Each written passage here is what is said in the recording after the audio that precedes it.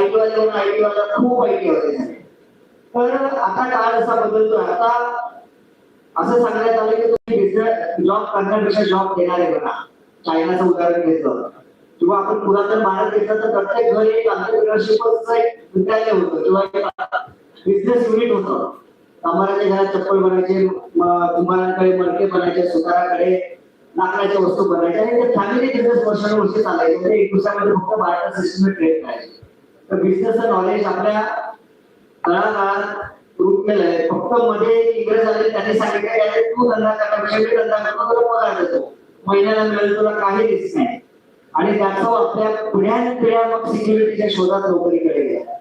तर हा एक प्रयत्न आहे की आपल्यातले बरेचसे लोक त्यांनी थोडीशी अवघड वाट घेतली. त्यांनी जी रुटीनची वाट आहे ती न घेता त्यांनी थोडासा वेगळा प्रवास केला.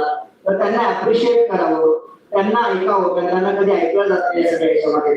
आजही एखाद्या कलेक्टरला एवढा मान असतो, पण त्याच ठिकाणी 500 रोजगार देणारा जो एंटरप्रिनर असतो त्याला काय असं म्हटलं जातं की हा काहीतरी 2 नंबरचा धंदा करतो का बिझनेस करतो. तर एंटरप्रिनरच्या बाबतीमध्ये आपल्या समाजामध्ये कारण तो काय होता की अमिताभ बच्चन म्हणजे कंपन्यांच्या विरोधात किंवा ना अशा पैशावाल्यांच्या विरोधात आंदोलन करणारा एक सामान्य माणूस. आणि तीच इमेज समाजात झेलपत गेल्याने बिझनेस आपण ग्लोरीफाय नाही करू शकलो. तर आपला स्वतःचाच बिझनेस न करता रोजगार जनरेट करणारे, गव्हर्नमेंटसाठी टॅक्सच्या अपॉर्च्युनिटीज जनरेट करणारे असे जे एंटरप्रिनर आहेत, अशा काही चेहऱ्यांना आज आपण आपल्या समोर बोलवतोय. मी स्टेजवर इन्व्हाइट करू इच्छितो mister Manohar Hiwale, pesticides and agrochemical 95 ते 97 बॅच, डॉक्टर पुरुषोत्तम देवान,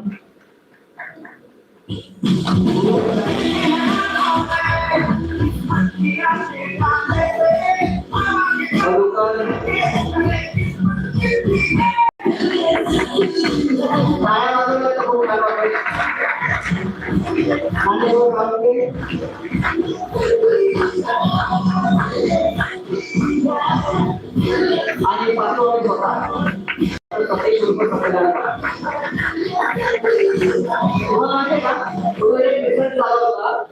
एक रिसर्च झाला होता मला बँगलोरचा कुठला तरी आहे, तिथल्या डॉक्टरांनी डेटा जनरेट केला की कुठल्या प्रकारचे पेशंट आपल्या दुकान असेल आपल्या क्लिनिकमध्ये जास्त येतात. तर त्यांनी निष्कर्ष काढला की जे तृतीय पद्धती लोक जे खूप टाळ्या वाजवतात आणि हे करतात ते सगळ्यात कमी आजारी पडतात. आणि त्यांनी त्याचं मूळ सांगितलं की त्यांच्या हातावर जे काही पर्टिक्युलर जे पॉइंट्स आहेत ते त्यांच्या टाळ्या वाजवण्यामुळे दाबले जातात आणि त्याची तब्येत चांगली होते. तर टाळी वाजवायची हेल्दी नाही, तर तो 4 तास तुम्हाला मिळतो हेल्दी वाटते तो सोडायला नको पाहिजे. तर मित्रांनो थँक्यू व्हेरी मच. हा प्रोग्राम आपण जे एंटरप्रेन्योर्स आहे याच्या व्यतिरिक्त भरपूर एंटरप्रेन्योर्स आपल्यामध्ये आहेत. आम्ही काही पर्यंत पोहोचू शकलो नाही, आम्ही प्रयत्न केला सगळ्यांबरोबर पोहोचायचा.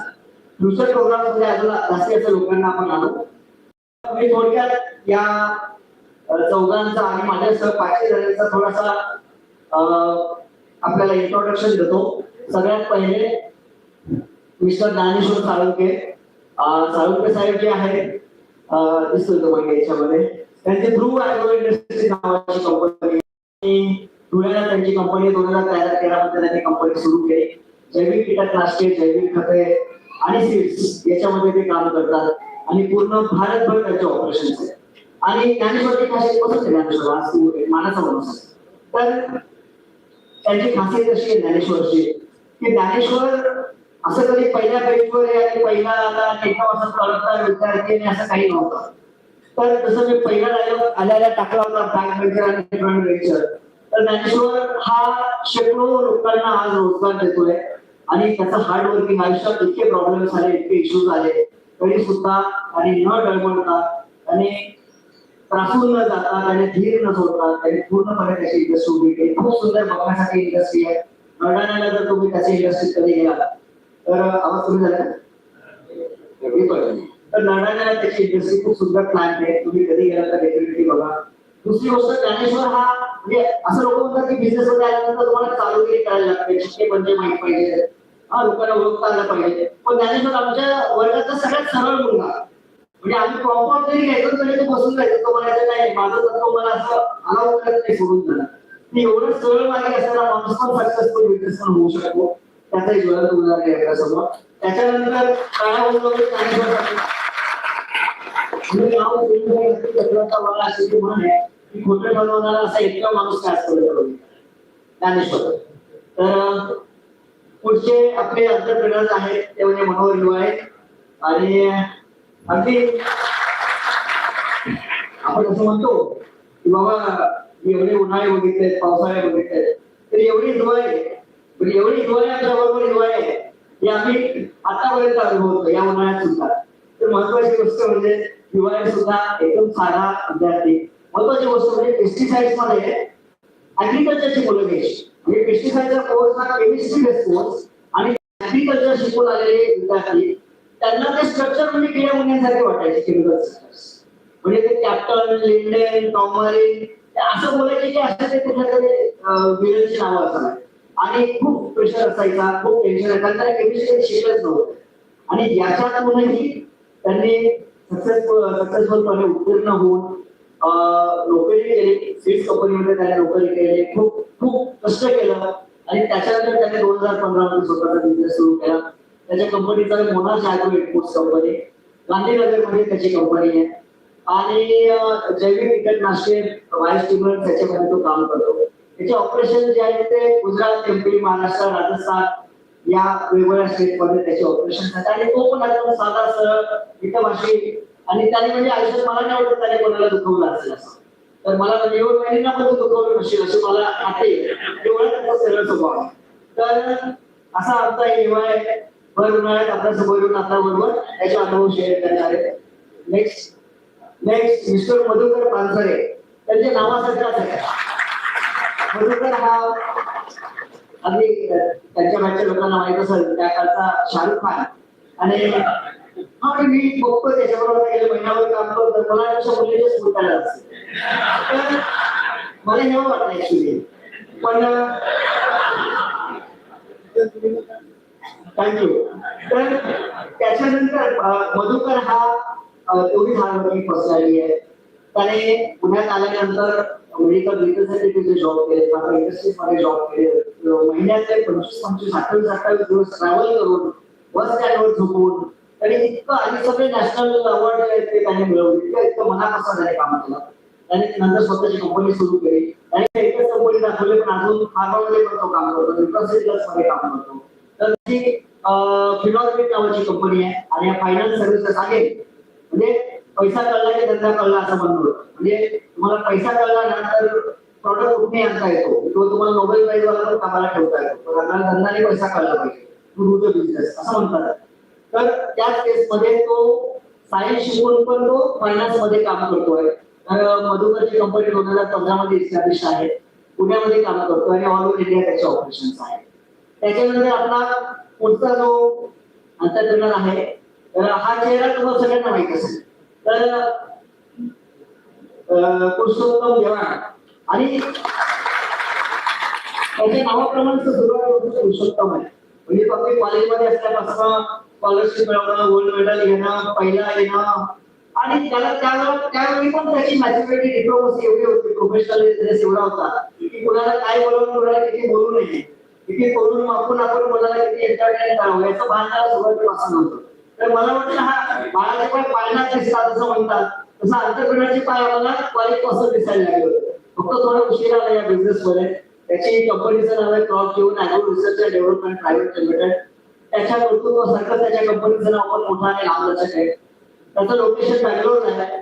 त्याची 25 लोकांची टीम आहे. आणि जो पेस्टिसाइड फर्टिलायझर हे फक्त त्याचा इनफॅक्ट एक छोटीशी ओळख असं म्हणता येईल. त्याचबरोबर त्याच्या नावावर त्याचे पेटंट्स आहेत फार्मामध्ये मॉलिक्युल्स मध्ये जे लिस्टेड आहेत. तो त्याच्या बोलताना सांगेल त्याच्या याच्यामध्ये. आणि महाराष्ट्र राजस्थान युपी ओरिसा कर्नाटक वेगवेगळ्या स्टेट मध्ये काम करतो. त्याच्यानंतर हेच नाही तो इंटरनॅशनल बिझनेस पण करतो. Nepal Bangladesh Korea Japan Sri Lanka. आणि त्याचं विजन बघा तिथे युद्ध चाललं तिथं तिथला एकही देश नाही त्याच्या याच्यामध्ये. म्हणजे प्री प्लॅनिंग किती असतात. तर त्याने 17 वर्ष प्लॅनिंग केलं होतं की मला इथे जायचं धंदा थांबायला. आज आपल्या शिपमेंट आलेल्या धागोस मध्ये आणि तो शांतपणे बिझनेस करतोय.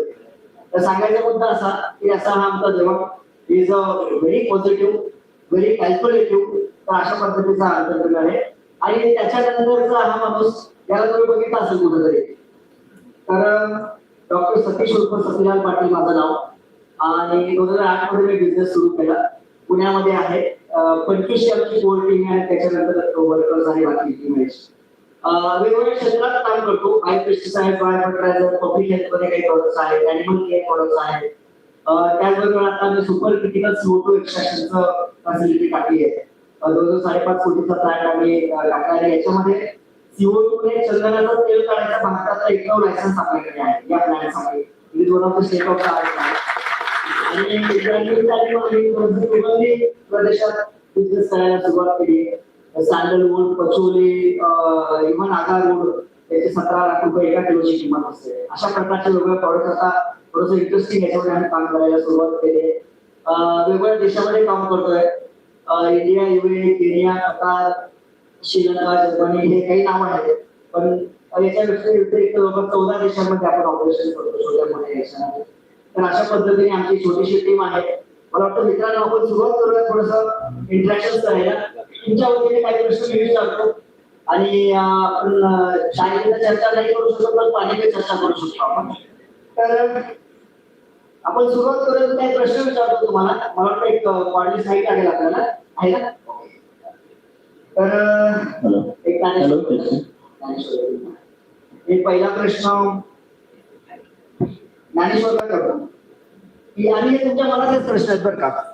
तर पहिला प्रश्न, ज्ञानेश्वर, मी बिझनेस करू शकतो असं तुला कसं वाटतं? आहे आपल्याला थोडक्यात शॉर्ट दिसेल. मी बिझनेस करू शकतो.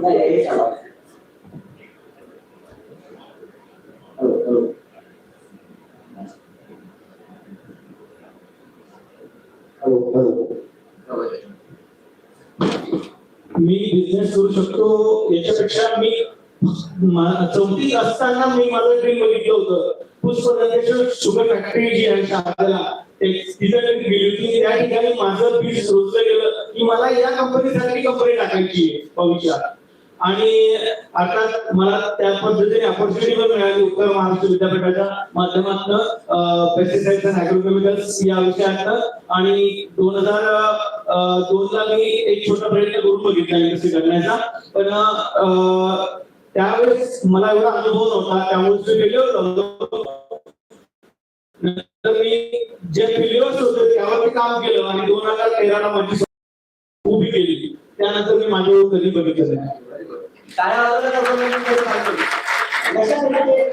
मेडिकल हेल्थ वगैरे काय आवडलं? तर मी पुढचा प्रश्न मनोहर हिवाळेला विचारतो की, हिवाळे मला हे सांगा की तुम्ही ऍग्रिकल्चरचे स्टुडंट ऍग्री शिकून आलात, मग इकडे ते इक्वेशन आणि ते आकृत्या शिकलात, चौकोनी कोणी काय केमिस्ट्री. तर एवढं सगळं करत असताना बिझनेस मध्ये सुद्धा या फील्ड मध्ये येऊन तुम्ही बिझनेस सुरू केले, तर जनरल काय काय चॅलेंजेस आले, काय काय अडचणी आल्या, त्याच्यामुळे सुरुवातीला बिझनेस उभा करताना त्रास? चॅलेंजेस कॉलेजमध्ये असताना तर खूप आलं, पण काही सब्जेक्ट मध्ये जातात. सिंथेसिस मध्ये चॅलेंजेस होते, आम्हाला कळायचंच नव्हतं. पण तरी आम्ही जे शिकवलं आणि ते कामाचं होतं तेवढाच आम्ही अभ्यास करून आम्ही पास झालो. बाकी सब्जेक्ट आम्हाला इझी गेले.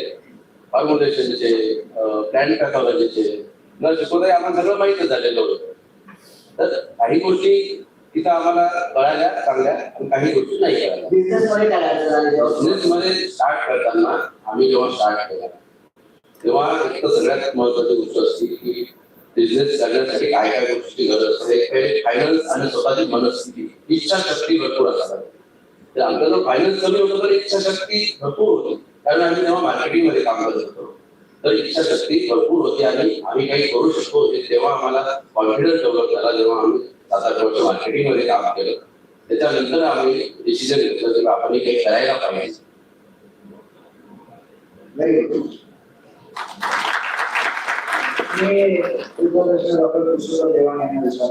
ऍक्च्युली ते त्यांनी कोरियामधनं पोस्टडॉक केलं, तर त्याच्यामुळे त्यांच्याकडे बघून लोक त्यांना देवामधला डी बँक असंच म्हणायचे, तर त्याच्यामध्ये तो थोडंसं कोरियन पण वाटायचं ऍक्च्युली. तर डॉक्टर देवांग यांना मी प्रश्न विचारतो, ऍक्च्युली काय झालं की ते मोठ्या मोठ्या कॉर्पोरेट मध्ये ते ज्युबिलंट सारख्या कंपन्यांपासून त्यांनी R&D मध्ये मोठ्या लेवलला काम केलं आणि कॉर्पोरेट मधनं मोठ्या पगाराची नोकरी सोडून आपण जिथं अनिश्चितता आहे अशा प्रकारच्या बिझनेस मध्ये येणं, म्हणजे ज्याच्या खिशात काही नाही ना, म्हणजे तो काय म्हणतात ना, ज्याच्या खिशात काही नसतं त्याला काही नसतं, त्या छान म्हणे त्याचा मला सांगता नाही येणार. तर सांगायची होता तर तसा माणूस लवकर रिस्क होतो, पण एवढी गलेलट पगाराची नोकरी असताना रिस्क घेणं हा इज अ मेन थिंग. तर एवढा छान कॉर्पोरेट जॉब सोडून एंटरप्रेन्योरशिपची जर्नी घेताना म्हणजे what was thought behind you आणि काय चॅलेंज झालं? Thank you Satish, you put it very nicely. खरं म्हणजे माझं जे overall career including the shift to the from corporate to हे डिझाईन होतं. म्हणजे मौलिकर सरांकडे PhD करत असताना आपण भारतात जॉब करायचा नाही, जर आपण कलेक्टर झालो नाही तर आपण भारतात जॉब करायचा मी इच्छितो. म्हणजे मी कुठल्याही एकाही कंपनीत अप्लाय केलं ते निश्चित होतं, म्हणून मी परदेशात बघत होतो. तेव्हा मोदीवाले सर आणि कापडी सरांना आणि सगळ्यांना माहित होतं की डिपार्टमेंट कोणीही परदेशात गेले नव्हते, आज असं काही ट्रेंडच नव्हतं. तर मी परदेश ठरवला होता आणि परदेशात गेलो. परदेशात गेल्यानंतर 8 वर्षानंतर मी भारतात परत आलो. 26 ऑक्टोबर 2010 रोजी मध्यरात्री सेऊलवरून माझं फ्लाईट बँगलोरला लँड झालं. या दिवशी माझ्याकडे एक बॅग होती. त्याच दिवशी मी ठरवलं होतं की हा माझा शेवटचा जॉब. हा जॉब माझा शेवटचा. हा किती दिवसासाठी चालेल? 2 दिवसासाठी चालेल, 2 महिन्यासाठी, 3 वर्षासाठी, पण मी I will never apply with the next some. This is my last job. तर हा जो तुम्ही म्हणताय की निर्णय केव्हा झाला, हे निर्णय आम्ही जसं ज्ञानेश्वरने माझ्या मित्राने सांगितलं की त्याने एका कंपनीत व्हिजिट केली, त्या दिवशी ते ठीक झालं, तर तो निर्णय तिथेच झालेला होता. ज्या दिवशी लँड झालं त्याच दिवशी निर्णय झाला होता. त्यानंतर 3 वर्षानंतर मी जॉब करत असताना मला एका कंपनीने ऑफर दिली की तुम्ही डायरेक्टर म्हणून माझ्याकडे या. म्हटलं हा आमचा शेवटचा जॉब आहे. 17 सप्टेंबर 2017 या दिवशी रिझाईन करेल असं मी 4 वर्ष आधी डिक्लेअर करून टाकलं होतं स्वतः तारखेसह. त्या तारखेला माझ्याकडे पॉकेटमध्ये किती पैसे असतील, किती लायबिलिटी असेल. परंतु काय होतं माहिती का, सतीश आणि मी we are extremely very positive people. We can see positive in anything. Okay, तर हा पॉझिटिव्ह बघण्याचा भाग आहे. आणि याच्याने काय होतं, जेव्हा तुम्ही डिटरमाइन असता तेव्हा तुम्ही प्रिपेअर्ड पण असता. तर I was prepared for that. आणि जेव्हा मी बऱ्याच लोकांना हे शेअर केलं, 74,932 रुपये माझा EMI होता ज्या दिवशी मी जॉब करू. मी बऱ्याच लोकांना सांगितलं असं होतं EMI एवढी लायबिलिटी, पोरांची फी. पहिले ते सगळं क्लिअर करा आणि मग जॉब करू. मला अभिमानाने सांगायचं वाटतं, मी जॉब सोडताना अजून 80,000चा EMI वाढवून घेतला, एक घर घेतला आणि मग जॉब सोडला. कारण मला माहिती जॉब सोडल्यावर तर बँक पैसे देतात. तर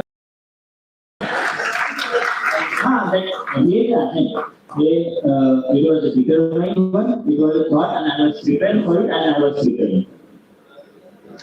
पुढचा हा ज्यांची EMI चालू आहे त्यांनी पुढचा विचारलो. तर मधुकर म्हणजे शाहरुख म्हटलं पाहिजे, पण आता हा अंतर्गतचा मधुकर म्हणूया. तर तू जॉब सोडून बिझनेस सुरू केला, तू पण टाकली मेडिकल रिप्रेझेंटेटिव्ह पासून सगळ्या प्रकारचे जॉब केलेले, मोठे मोठे स्टेट लेवलचे, नॅशनल लेवलचे अवॉर्ड. तर तू एकदा जॉब सोडल्यानंतर बिझनेस सुरू केला, तर तुला काय फरक जॉब आणि बिझनेस मध्ये, काय रुटीन बदललं? आता what you felt exactly? Difference म्हणायचा म्हणजे जॉब आणि बिझनेस मध्ये, जॉब हा 9 ते 5 ड्युटीज आहे. आता त्याचे मल्टिपल आन्सर्स आहेत. आणि बिझनेस हा तुमची 24 तास आणि 365 डेज अशी नोकरी आहे. दोन्ही नोकऱ्या संबंध तरी चालते. पण 24 तास आणि 365 days तुमचा बिझनेस जॉब राहणार. आणि जॉब मध्ये आपण काय करायचो, महिन्याच्या शेवटी पगाराची वाट बघायची. मग थोडासा माइंडसेट म्हणजे माइंडचा अप्रोच चेंज केला की आपण पगाराची वाट न बघता लोकांनी आपल्याकडनं पगार मिळावा याची वाट बघावी, म्हणून बिझनेस सुरू करायचा.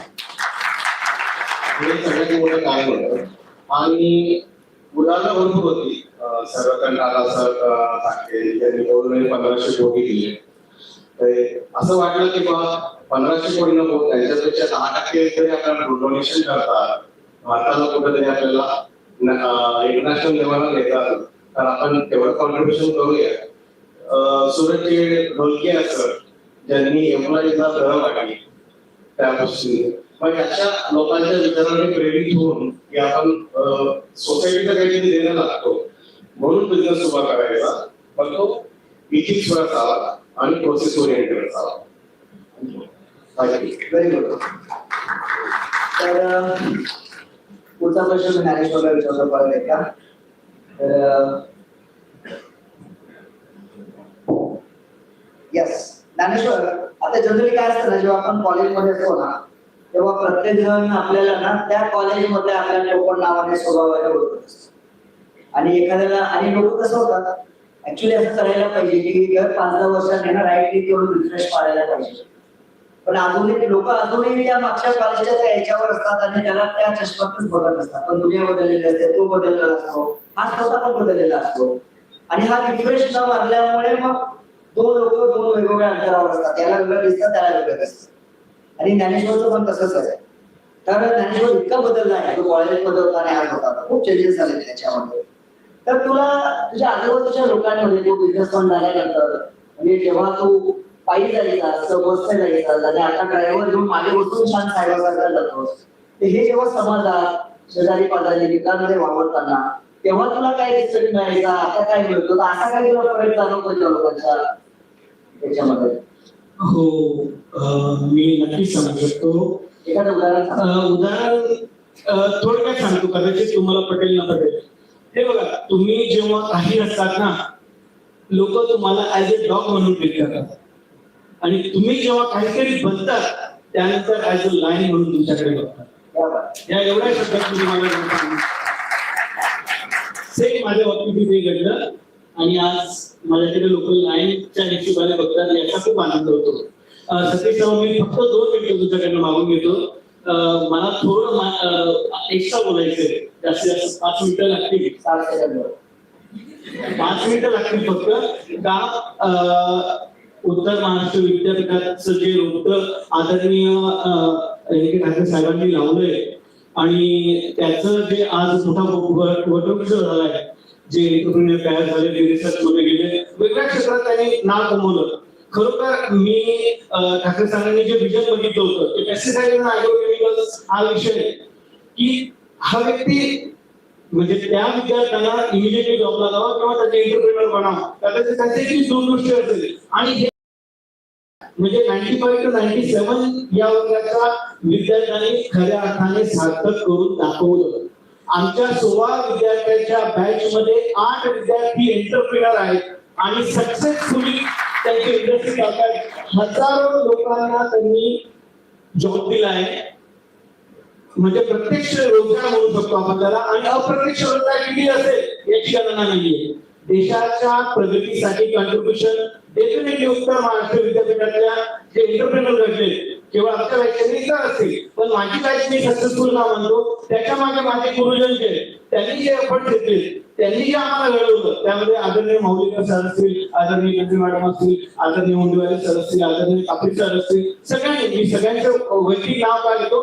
खरोखर या व्यक्तींनी आम्हाला घडवलेलं आहे.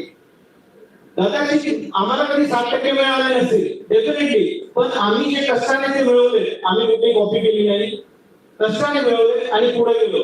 मी त्याचं एकच उदाहरण, मॅडम 1 मार्काने 1 मार्क द्यायचे फक्त आम्हाला, आणि त्याच्या पलीकडे माऊलीकर सर होते. जर चुकलं रिॲक्शन, तुम्ही 1 पॉईंट चुकला ना रिॲक्शनचा, डायरेक्ट 0 मार्क. विचारायला गेलं की हे बघ तुझा 1 पॉईंट नाही का तिथं नाहीये ना, मग बॅलन्स रिॲक्शन मला करून दाखव. बरोबर आहे, ते त्यांच्या जागेवर बरोबर आहे. आम्ही आमच्या जागेवर बरोबर होतो, रिएक्शन आम्हाला बरोबर, फक्त एक कॉन्सेप्ट यामध्ये म्हणजे तुम्ही किती क्युरियस, म्हणजे तुमचं लक्ष किती पाहिजे, एवढं माऊलीकर सरांची आमच्याकडे लक्ष होतं की या विद्यार्थ्यांनी तेवढं परफेक्ट झालंच पाहिजे.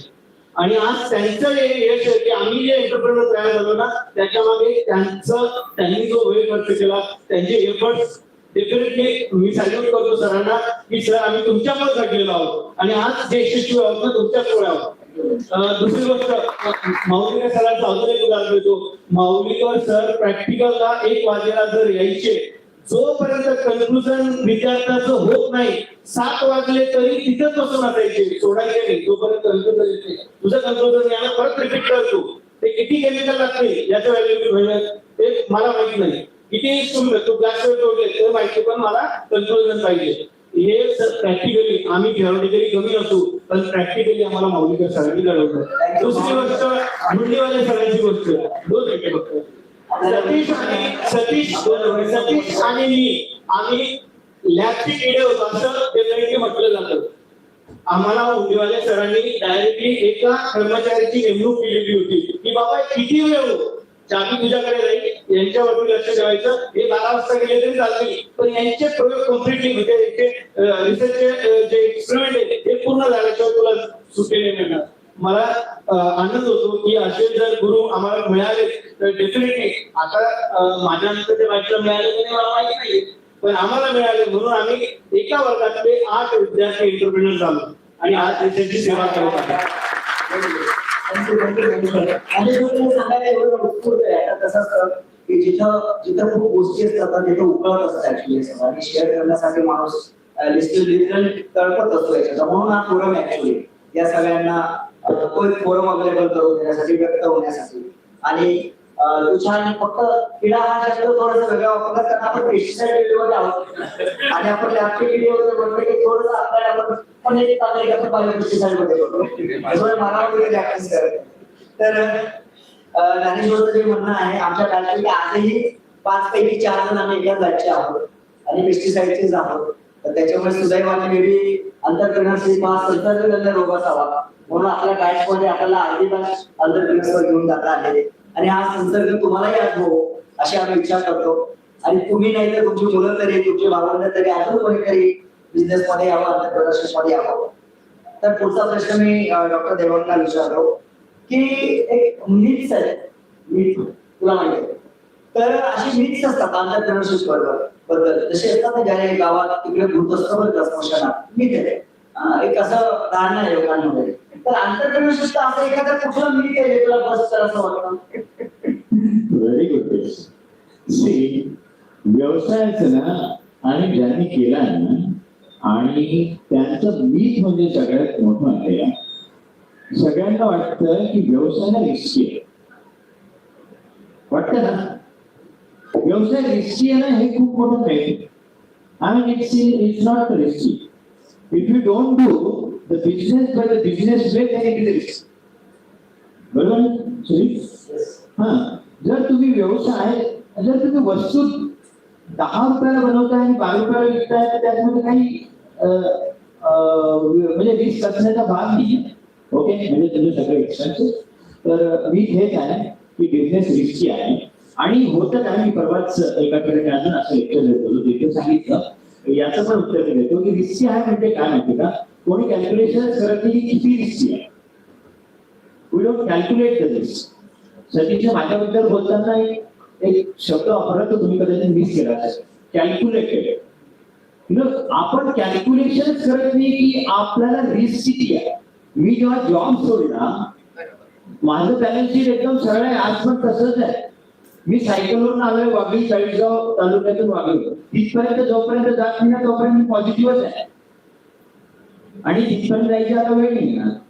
ही जी कॅल्क्युलेटेड रिस्क की माझा बँक बॅलन्स किती आहे, माझ्याकडे किती आहे, आणि हे केलं तर किती माझं नुकसान होऊ शकेल, बरोबर सतीश. तर ही रिस्क कोणी कॅल्क्युलेट करत नाही, फक्त रिस्की आहे म्हणून पैशावर पण बसून जातात. They have the assets also, and those assets are not performing. So that means I want to break. The business is not risky if you do it in the business way. तुम्ही जर game हा गेमच्या नियमाने खेळला तर risky नाहीये. आणि जर risky तुम्ही म्हणाल तर तुम्ही जी गाडी चालवून आलात किंवा त्या गाडीत बसून आलात हे सगळं रिस्की आहे. जर तुम्ही डाव्या हाताने गाडी चालवायची सोडून जर उजव्या हाताने बंधात पळवली तर ती पण रिस्की आहे. सगळं रिस्की आहे. काहीही विदाउट रिस्क नाही. Play the game with the games. एक खूप सुंदर सांगितलं आहे. आणि ना आपण बिझनेस सुरू केला ना की असे सल्लागारांची अशी राग लागते बरं का. म्हणजे जसं तुम्ही थोडीशी तब्येत खराब झाली तर त्या माणसाने कधी कुठल्याच रोगाचा उपचार घेतला नाही किंवा कधी डिग्री घेतली तो पण आपला औषध सांगतो. तसे सल्लागार म्हणजे ते नुसतं सल्ला देत नाही, घात पण करतात आपल्याला. तर असे जे सल्लागार आहेत त्यांची रांग लागते. आणि जर तुम्ही एंटरप्रिनरशिप मध्ये यायचे तर बिझनेस मध्ये यायचे ठरवत असाल तरी असे सल्लागार पहिले लांबले पाहिजे. ज्या माणसाने म्हणजे बिझनेस थोडस विद्यापीठाला हर्ट होईल, आपलं जे इन्क्युबेशन सेंटर आहे त्याच्यामध्ये मी पण एक एक्सपर्ट म्हणून होतो. आणि हे जे मुलं आपण ग्रूम करतोय एंटरप्रेनर्स विद्यापीठामध्ये, तर आपल्या शिक्षकांनी त्यांना फक्त टेक्निकल म्हणजे शिक्षकांनी फक्त आदर्श म्हणून त्याच्यासमोर आलो, पण त्याचं फायनान्शियल मार्केटिंग बाकीचं ग्रुमिंग ज्यांनी खरंच त्या फील्डमध्ये 10-12 वर्ष राहून काम केलं त्यांनी करावं. आणि हा मला आज एंटरप्रेनर हाही सल्ला तुम्हाला आहे की तुम्ही सल्ला त्याच्याचकडनं मागा की ज्या कामासाठी सल्ला मागायला लागले त्याच्या त्याने 10-20 वर्ष सक्सेसफुली काम केलं. ज्याने काहीच केलं नाही म्हणजे तो त्याने देखील 10 PhD केलेल्या त्यामुळे सर फायनान्स कसा मॅनेज करायचा जाऊ नका, तुमचा टाइम असतो. आणि हे सगळे सल्लागार म्हणजे विहिरीच्या कठाळ्यावर वरती बसून तुम्ही पाण्याच्या पोहताय 50 फूट खोल विहिरीमध्ये आणि ते वर्ण तुम्हाला सांगतात असा हात मार तसा पाय मार, हे असे सल्लागार आहेत. म्हणजे चूक झाली तर बुडाल तुम्हीच आणि सक्सेसफुल झाला तर क्रेडिट त्याचा वरती. मी सांगितलं गाईड केलं. तर अशा लोकांपासून आपल्याला वाचायचं आहे. हीच एक रिस्क आपल्या बिझनेस सगळ्यात मोठी ऍक्च्युअली. तर थँक्यू व्हेरी मच देवान. मी मधुकरला पुढचा प्रश्न विचारतो. मधुकर, मला सांगते असं म्हणजे आता तू कॉलेजमधलं पण जर बघितलं, कॉलेजमधलं तर चांगलंच बघितलंस, पण कॉलेजच्या बाहेरचं पण बघितलंस. मला अशी एक गोष्ट सांग की जी कॉलेजमध्ये शिकवली जाते ती बाहेर शिकायला.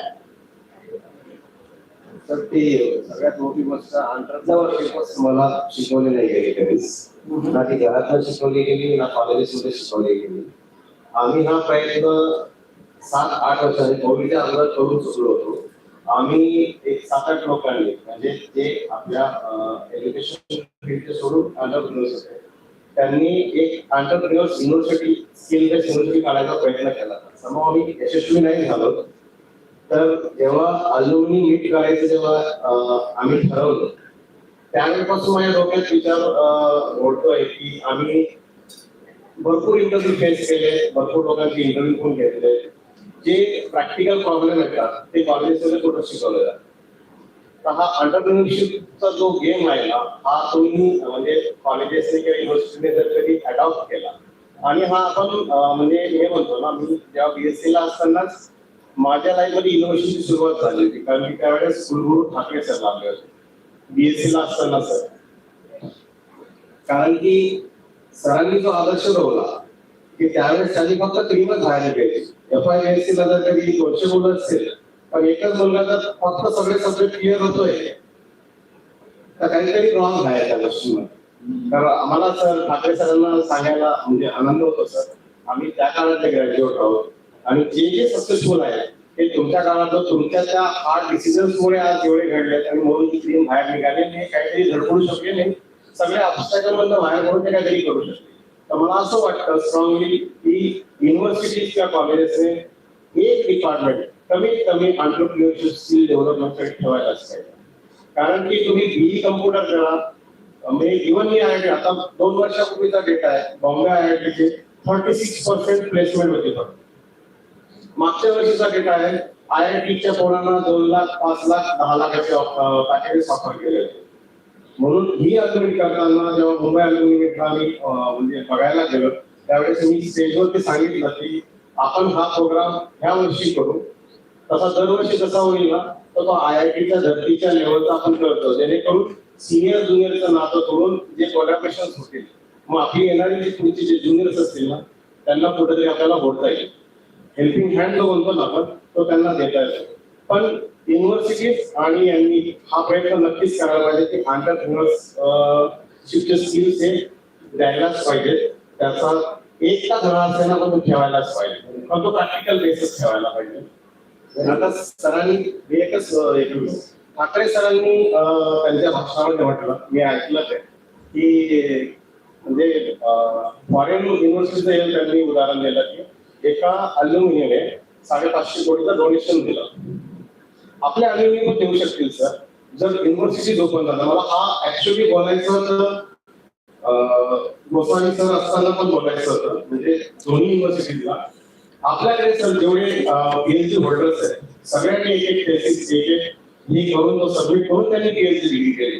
ते पेटंट जर आपण एंटरप्रेन्योरशिपला जर कधी ओपन केले त्यातलं युनिव्हर्सिटीला मोठं कमर्शियल भेटेल आणि एंटरप्रेन्योर्सला खूप मोठ्या पद्धतीने इनोव्हेटिव्ह प्रॉडक्ट मिळतील. यासाठी सर म्हणजे आता फार छोट्या लेवलला तो थॉट डोक्यामध्ये आहे, पण हा प्रयत्न आम्ही करून चुकलो होतो. आपण पुणे युनिव्हर्सिटीला पण अप्रोच केला होता, त्यावेळेस कळलं मिटकॉनच्या दृष्टीने मिटकॉन वगैरे आले, फंडिंग होत नाही आणि युनिव्हर्सिटी पेटंट तुम्हाला देत नाही. युनिव्हर्सिटीला जो कमर्शियल मिळतात त्या पॅटर्नच्या रूपाने खूप मोठ्या प्रमाणात होते. तुम्हाला फंड मागायला जायला कोणाची गरज पडणार नाही एवढ्यावेळेस. म्हणून एंटरप्रेन्योरशिप जे आहे ना ते तुम्हाला फार खोलवर शिकवायलाच पाहिजे. आणि पूर्ण देश कुठलाही डेव्हलप होता तर तो एंटरप्रेन्योर जेवढे तुमचे डेव्हलप होते तेव्हा तुमचा डेफिनेटली सांगितलं एंटरप्रेन्योरला ऑटोग्राफ असतो.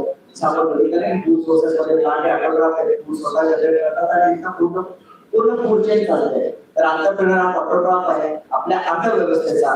तो जनरेट करतो, तो जीडीपी वाढवतो आणि त्याच्यावर आधारित पुढे संस्था चालत असतात. Thank you very much. आणि याच्यात अजून एक मला सांगायचं स्किल आहे याच्यामध्ये जे मुलं आता येतात आम्ही बघतो सध्याच्या याच्यामध्ये, तर एक थोडस सॉफ्ट स्किल वर पण भर देणं गरजेचं आहे. इंटरव्ह्यूला मुलाला जर 10 वाजता बोलवलं तर 11 वाजता येतो. कधी कधी पण त्यांनी कळवत पण नाही की येत नाही.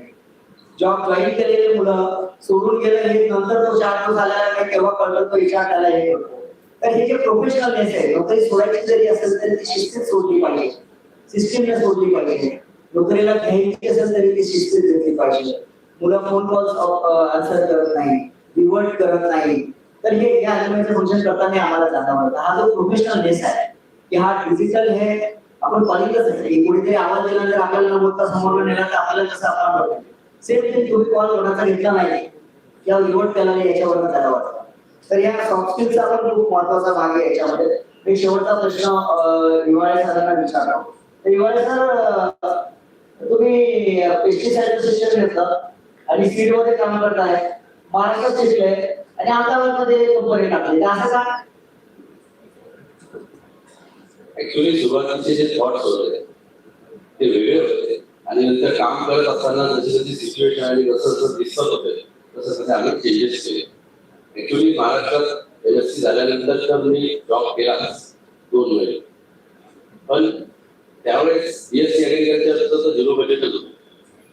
सगळे एमपीएससीची तयारी करत होते, गव्हर्नमेंटचे जॉब्स नव्हते आणि इथं तर आपल्यासाठी बीएससी ऍग्रिकल्चर ओपन होती. ग्रॅज्युएशन झाल्यानंतर इथं पेस्टिसाइडला जॉब केले आणि जॉब टेम्पररी होता तो सुरुवातीला फील्ड असिस्टंट म्हणून. गावागावात जायचं शेतकऱ्यांना समजून सांगायचं आणि त्या टाईपचा जॉब होता. पण मनामध्ये असं वाटायचं की पेस्टिसाइडसाठी दरवर्षी खूप जास्त काम करावं लागतं आणि सीडसाठी ब्रँड एस्टॅब्लिश केल्यानंतर सीड हे लवकर पुढे दुसरं रिप्लेस नाही करत इंडस्ट्रीला. तर हा एक कॉन्सेप्ट होता. तर मला सीडची ऑपॉर्च्युनिटी आली. सीड प्रोडक्शन मध्ये मी 5 वर्ष काम केलं. त्याच्यानंतर कंपनीने आमचं टेक्निकल साईडचं स्किल पाहून थोडंसं त्यांनी आम्हाला प्रमोट करून मार्केटिंग मध्ये आम्हाला दिलं आणि मार्केटिंग मध्ये 12 वर्ष सीडचा बिझनेस केला आणि खूप चांगला केला.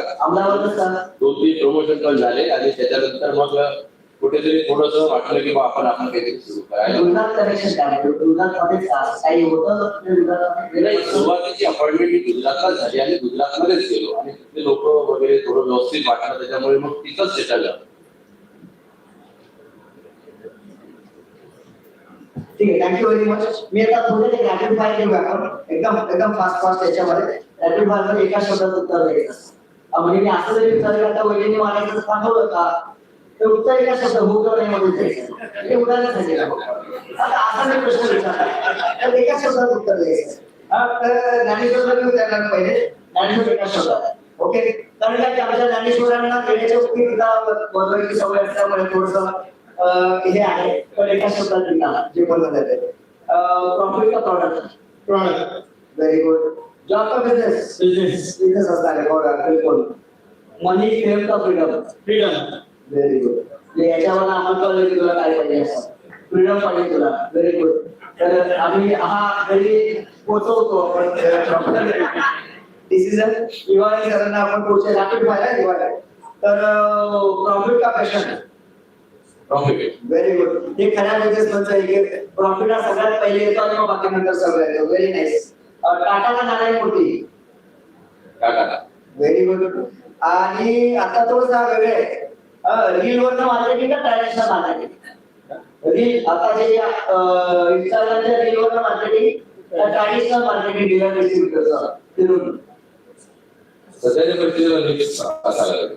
ओके, ठीक आहे. मध्यम मार्ग. डॉक्टर डिवान त्यांना मी असं विचारतो, आता ते डिजिटल प्लेअर असतात नेहमी प्रमाणे, तर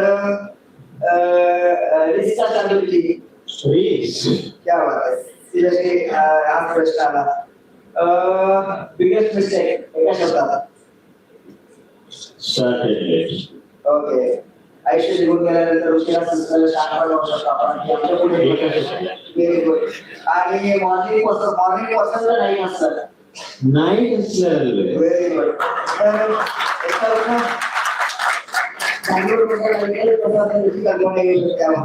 तर त्याच्यानंतर मधुकरकडे जाऊयात आपण. Madhukar, ration profit? Profit. Very good. Again फायनान्सचा माणूस आहे. बरोबर आलं. फंडिंग का बूटस्ट्रॅपिंग? बूटस्ट्रॅपिंग. Very good.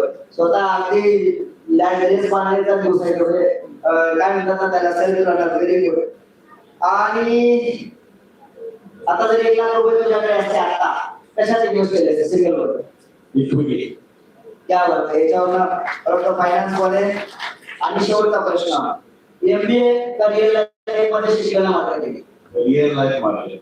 Very good. त्याच्यावरून आपल्याला अंदाज आले कुठल्या दाखलीचे अंतर्गत आहे, किती पाण्यात आहे. मला वाटतं छान प्रोग्राम झाला. आपण समाप्त करूया.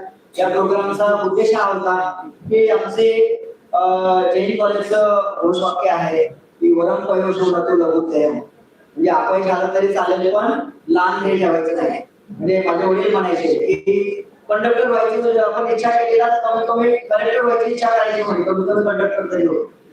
तर मोठं ध्येय ठेवणं, मोठं ध्येय ठेवा, एंटरप्रेन्योरशिप मध्ये जा.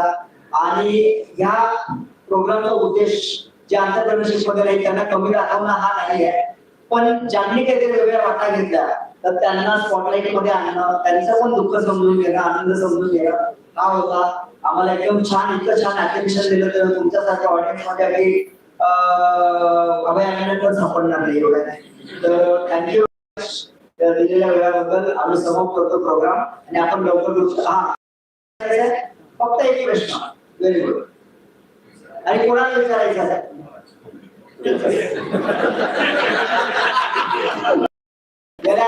मला सांगितलं.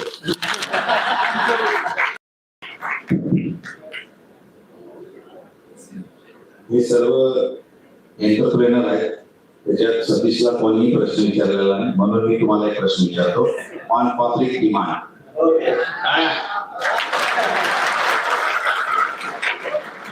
पहिली प्रश्नाचं उत्तर उलट द्यायचं बरं आणि हात खाली वर करून द्यायचं.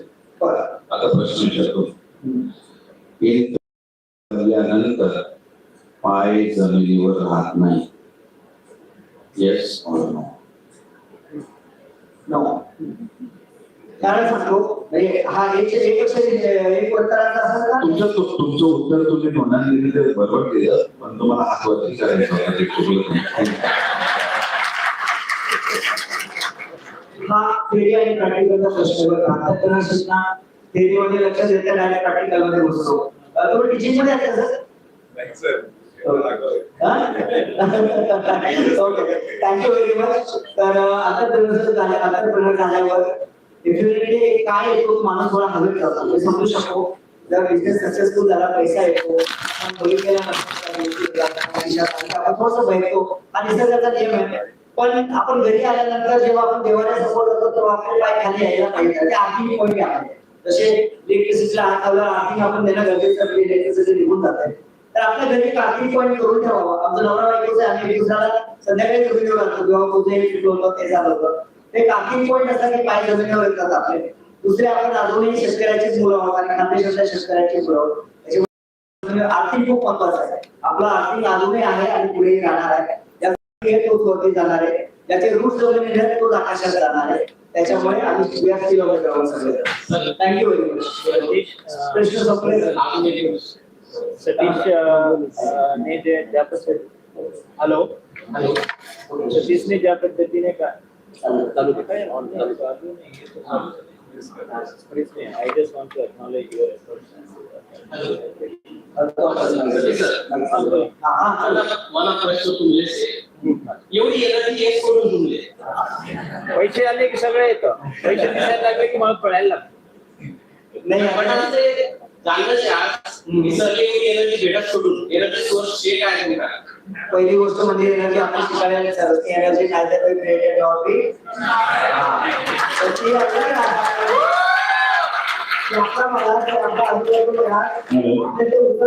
आपले उचलता यावं पाहिजे. दोन प्रकारना लोक राहतात, एक एनर्जी ट्रेनिंग आणि एक एनर्जी ट्रेनिंग. म्हणजे आपण खूप उत्साह आहे, आपण खूप एनर्जी आहे, आपण त्याला जोडूया. 2 मिनिट बाकी एनर्जी घ्यायची मैं बीमार था, मैं परेशान था, आपली अख्खी एनर्जी खिचून घेतो एका सेकंदात. सगळ्यात पहिलं तथ्य म्हणजे ना असा माणसाला लांबूनच पाहिजे, कारण तो तुमची बॅटरी काढून देतो. दुसरे असे लोक असतात त्याच्या संपर्कात 2 मिनिटं राहिले तरी आपल्याला चार्ज होणार. अशी लोक शोधायची की ज्याचा खूप पॉझिटिव्ह वाईब येतात, त्याच्याबरोबर थोडं जरी राहिलं ना आणि आपण आपल्या सिंगल काम करतो. आपल्याकडे एक एनर्जी असते त्याच्याबरोबर आपण 10 एनर्जी चार्ज होतो. अशी लोक शोधायची. आजकाल एनर्जी ही खूप रिअल गोष्ट झाली आहे. हालून ब्रँड झाल्या कसं चालून जास्त झाली. तर एनर्जी खूप कमी आहे. आपली ऊर्जा केंद्र शोधा, एनर्जीची केंद्र शोधा, स्वतःला तो चार्ज करून द्या, आपणही 4 लोकांना चार्ज करा. थँक्यू. सतीशने ज्या पद्धतीने अतिशय सन्मानजनक बोलायचे. सगळ्यांना 5 क्वेश्चन आणि सतीशला 2. This is not fair.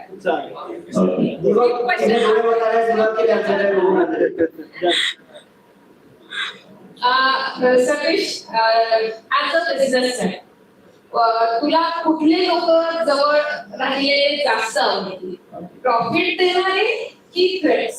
Non profitable threats. ठीक आहे. याचं उत्तर असं आहे, जेव्हा मी कामावर जातो तेव्हा मी असं समजतो की मी महाराष्ट्रात जॉब करतोय आणि मी आता अंतरप्रेनरचा एका शब्दात नाही देता येणार कारण सांगतो, कारण बिझनेस ही वेगळी गोष्ट, पर्सनल लाईफ वेगळी गोष्ट.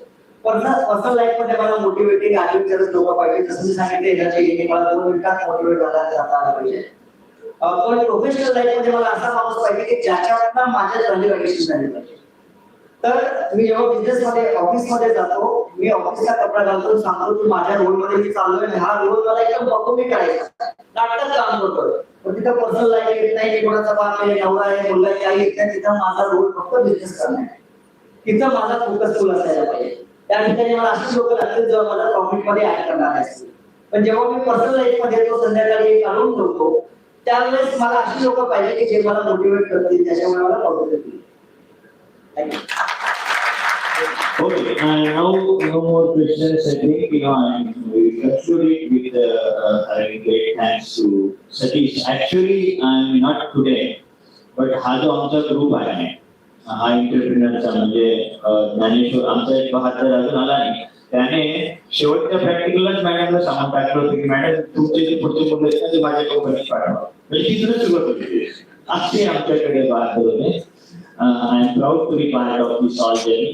आणि विद्यापीठाने आम्हाला जे दिलं तिथं पूर्णपणे सांगावंसं वाटतं. आपल्याकडे काही फार सुविधा नव्हत्या आणि जसं सतीशने म्हटलं, I work with very highly talented American scientist and one thing I didn't mention here, I am a co-inventor of 3 anti cancer drugs. हे जे आहे आणि हे मला म्हणून मी सांगत नाही, आम्ही ज्या मीटिंग मध्ये बसायचो तिथे आम्ही मॉलिक्यूल डिझाईन करायचो. तुम्ही अजून 500 लोकांना जे समोर तुम्हाला भेटलेल्या त्या लोकांना विचारलं की have you is your molecule is approved by USFDA, अशी किती लोक भारतात मिळतील? त्या कमी लोकांमध्ये राहण्याचा मान विद्यापीठाने मला दिला आहे.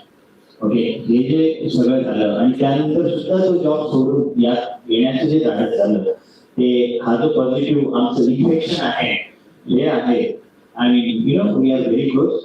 तर दुसरी ही गोष्ट प्रस्तावना सांगण्याचा उद्देश असा आहे, जर तुमच्यातल्या गुणांना असेल की तुम्हाला काहीतरी बिझनेस करायचा आहे तर सतीशला कधीही कॉल करा.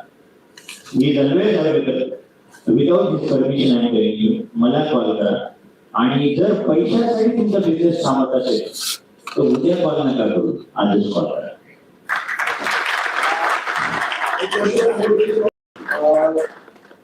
बाहेर आमचा स्टॉल आहे, आम्ही हायर पण करतो. मागच्याच महिन्यामध्ये आमच्या जे कलिग निकम म्हणून त्यांनी 10 लोकांना हायर केलं, 9 लोकांना हायर केलं. विद्यापीठामध्ये जाऊन त्यांनी कॅम्पस इंटरव्ह्यू घेतला. आम्ही जॉब क्रिएशनसाठी पण बरंच काम करतो. माझा पण स्टॉल आहे माझ्या टेक्निकल नावाने आणि आम्ही sales, marketing, purchase, sales coordination आणि इंटरनॅशनल डॉक्युमेंटेशन या पोझिशनसाठी हायर करतोय. ज्युनियर लेवल पण हायर करतो, सिनियर लेवल पण हायर करतो. जर तुम्ही इंटरेस्टेड असाल तर तुम्ही त्यांच्याकडे तुमचं विजिटिंग कार्ड किंवा इथल्या रजिस्टरमध्ये नोंद करा, आम्ही तुम्हाला कॉन्टॅक्ट करू आणि वी विल हॅपी की आपल्याच युनिव्हर्सिटीतून आम्हाला स्टाफ हायर करतो. थँक्यू व्हेरी मच सर्वांचं तुम्ही इथं आल्याबद्दल. आणि सर आम्ही तुम्हाला शास्त्रज्ञ देऊ इच्छितो की भारताच्या जीडीपी मध्ये आपल्या डिपार्टमेंटचा आणि आपल्या विद्यापीठाचा मोठा हात असतो आणि तो इकडे आहे आणि याच्या पुढे येणाऱ्या पिढ्यांमध्ये पण आपण thank you very much. Thank you very much, Satilal sir, for this amazing session. And yes, we would definitely like to have more and more entrepreneurs from associates department and also from the university. And here now it comes to the end of this campus to company session, and we will be felicitating our entrepreneurs. So I will invite now Mr. Narendra Sonone to felicitate Dr. Purushottam Devang.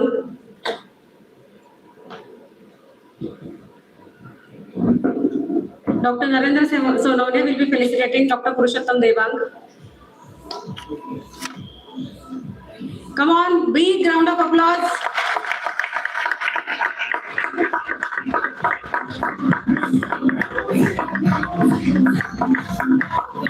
I'll be calling Dr. Yogesh Neore to felicitate Dr. Satilal Patil.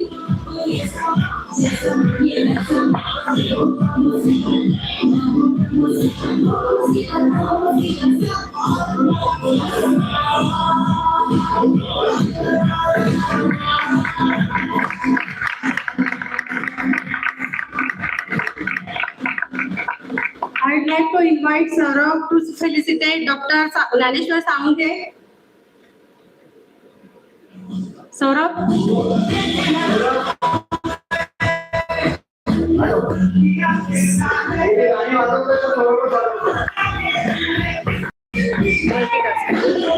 Yes, of course, all our volunteers are multitasking. I'd like to call Sanjana to felicitate Dr. Madhukar Pansare.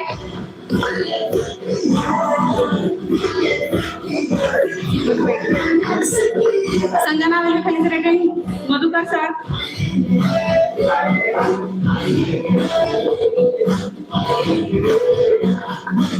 I would like to call Chaya madam to felicitate Manohar Vare sir. Chaya madam, please felicitate. You did yes.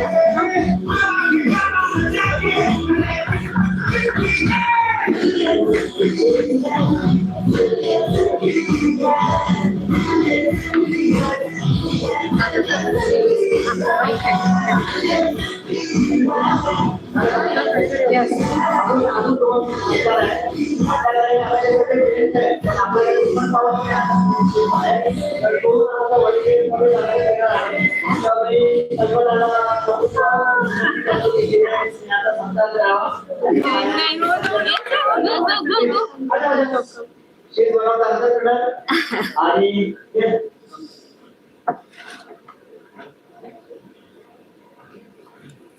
Sneha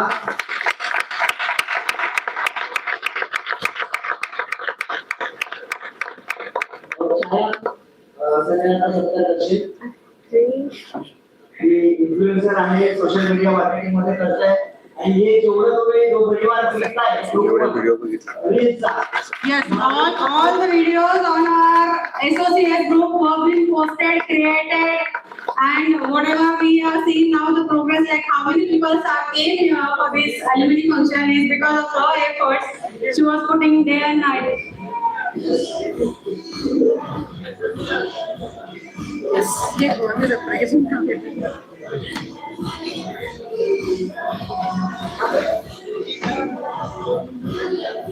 okay माझं म्हणणं आहे की संजना आणि स्नेहा काय करते हे 30 सेकंदात सांगेल. 30 सेकंदात बघू बरं 30 सेकंदात. आपल्याला बिझनेस मध्ये एलिव्हेटर टॉक शिकवलं जातं. एलिव्हेटरला पहिल्या मजल्यापासून 5व्या मजल्यावर जायला जेवढा वेळ लागतो तेवढ्यात आपल्याला बिझनेस सांगायचा. म्हणजे सुरुवात करायची.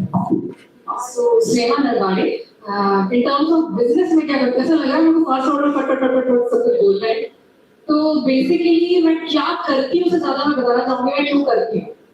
तो बिजनेस है, बिजनेस कोई रॉकेट साइंस नहीं होता. It's very simple. आपको अपनी एक बनानी होती है. You have to create people working for you ताकि एक दिन आप उस सिस्टम को बनाने के बाद उस सिस्टम से बाहर निकल जाओ और लोग भी वही चीज सीखे. The only difference between what most of the people are doing in terms of business is जब वो सिस्टम क्रिएट कर रहे हैं वो एम्प्लॉइज ही बना रहे हैं. And when I'm doing, I'm looking for people who are exactly like-minded, who exactly think like entrepreneurs. Like when यहाँ पे जो पीछे स्टॉल्स लगे हुए हैं entrepreneurs, they are hiring people who have a particular skill, marketing या फिर sales या something like that. जब मैं किसी को हायर करती हूँ तो I don't look for the skills the person has in terms of marketing या फिर ये वो मैं सब सिखा दूंगी. I look for people who have a long vision. So I work with people who have long term vision and I do this because I have lots of dreams to fulfill. And when I come to dreams, I have seen most of the people जैसे जैसे बड़े होते जाते हैं सपने देखना बंद कर देते हैं. Most of the people are dead and I'm telling you आप अपने आप के अंदर झांकोगे तो आपको भी समझ में आएगा कि कहीं ना कहीं you are dead. Honestly speaking, this is what is happening with most of us. मुझे भी बहुत टाइम लगा स्कूल सिस्टम से बाहर निकलने के लिए. So what I do is I fulfill dreams, myself first and then others. Thank you.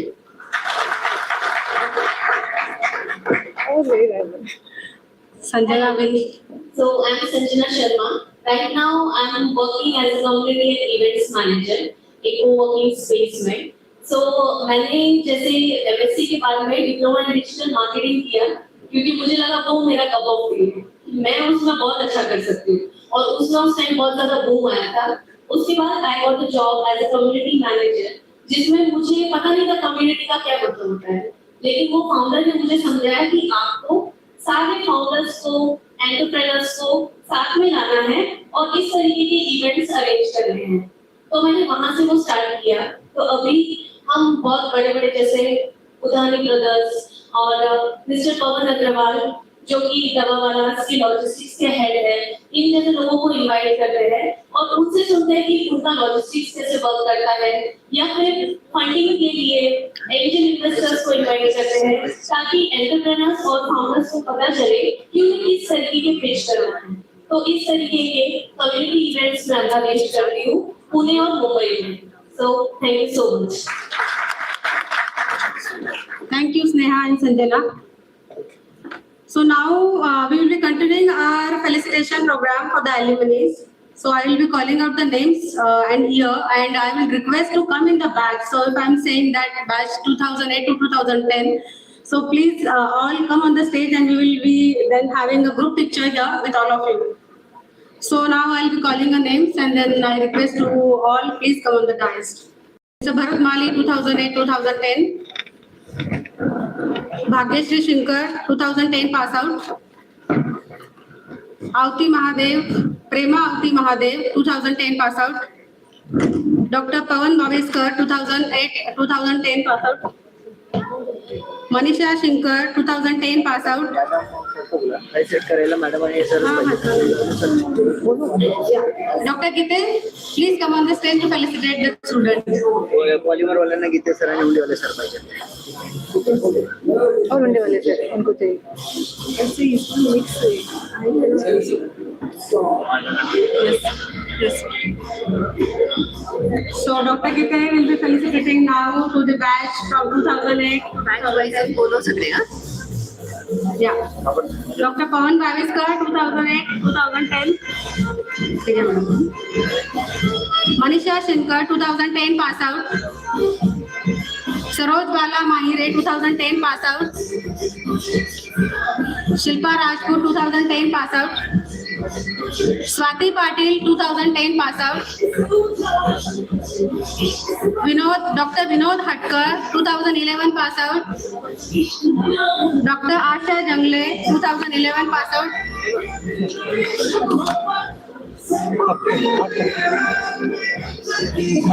Me Sandeep invited त्यांचं blank certificate देतात. Blank बघणं आणावं लागेल सर. असं इथे पुढे आणि सांगतो नमस्कार नाव सांगा. Doctor Mahendra Nevare doctor Sandeep doctor Mahendra Nevare, doctor Sandeep Rajput.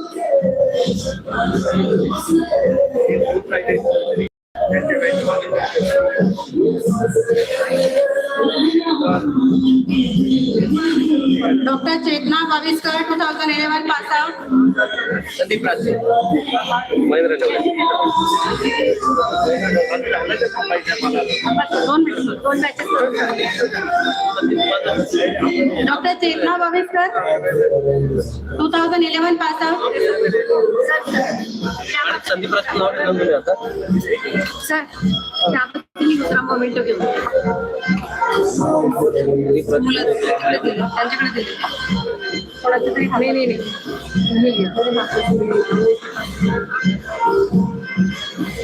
Sir तुम्ही मोमेंटो घेऊन काय सांगितलं.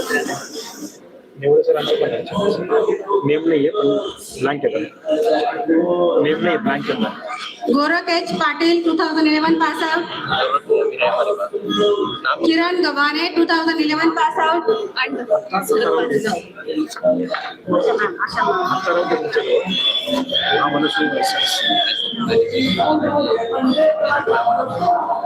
नावचं बघतो मी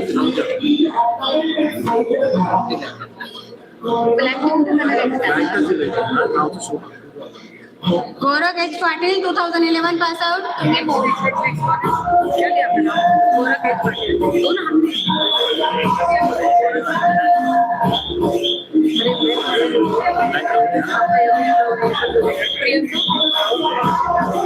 कौन-कौन नाम ले लिया आपने? किरण गवाने, 2011 pass out.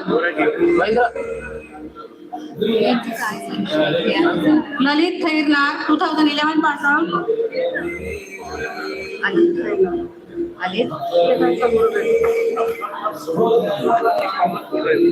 Pradeep Patil, 2011 pass out.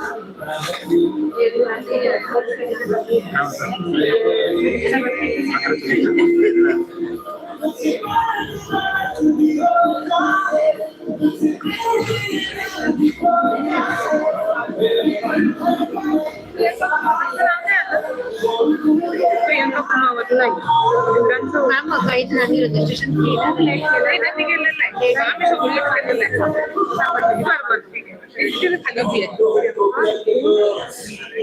Black मला ते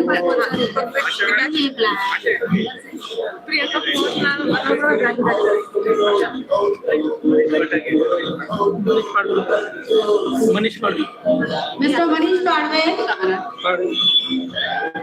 हे गेले तो हे ब्लँक कलर सध्या येते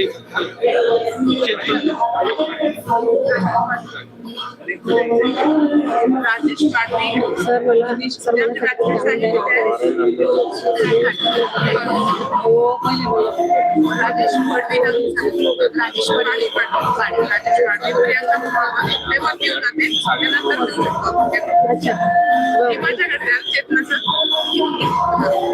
दोन नाव आहेत. त्यांच्या एक अनाऊन्स करते येतील आपण सर्टिफिकेट नंतर Dr. Priyanka Kumawat, please come on the dais. Rajesh Patil Rajesh Patil Rajesh Padvi, please come on the dais.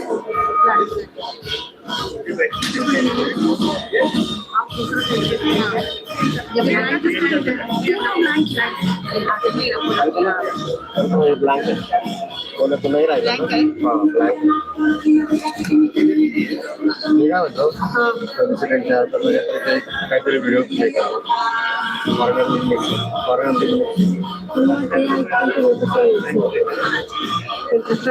हे पण लवकर जायचं कलेक्ट करून सर एक 5 मिनिटात हे संपवते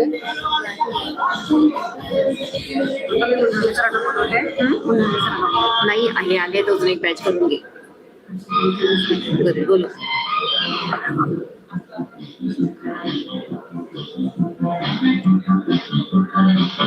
Thank you so much all. Thank you Gita sir.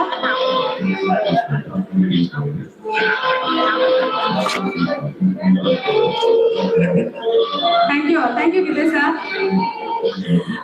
Now I would like to call Dr. Hundewale to felicitate the students.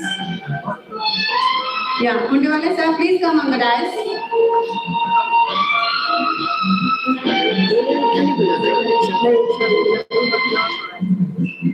Dinesh Patil, 2012 pass out, please come on the dais.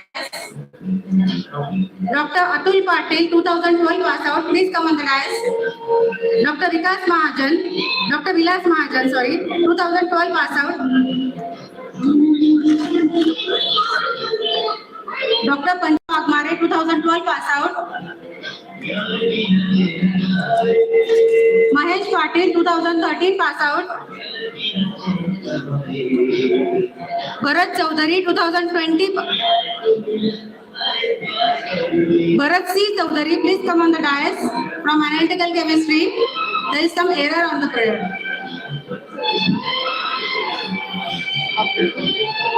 Dr. Gaurav Gupta, 2014 pass out. Dr. Nandakishore Shirsat, 2014 pass out. Dr. Ujjwala Tayde, 2014 pass out. Mr. Sandeep Kadam, 2014 pass out. Sandeep Kukreja, 2014 pass out. Mahesh Jadhav, 2015 pass out. Prashant Khairna, 2015 pass out. Rahul Nikam, 2015 pass out. Rajesh Walve, 2014 pass out. 13 skip झालं Sanjana Sharma, 2015 pass out. Dr. Sagar S. Patil, 2016 pass out. Karishma Praveen Bahre, 2016 pass out. Dr. Vilas N. Mahire, 2012 pass out.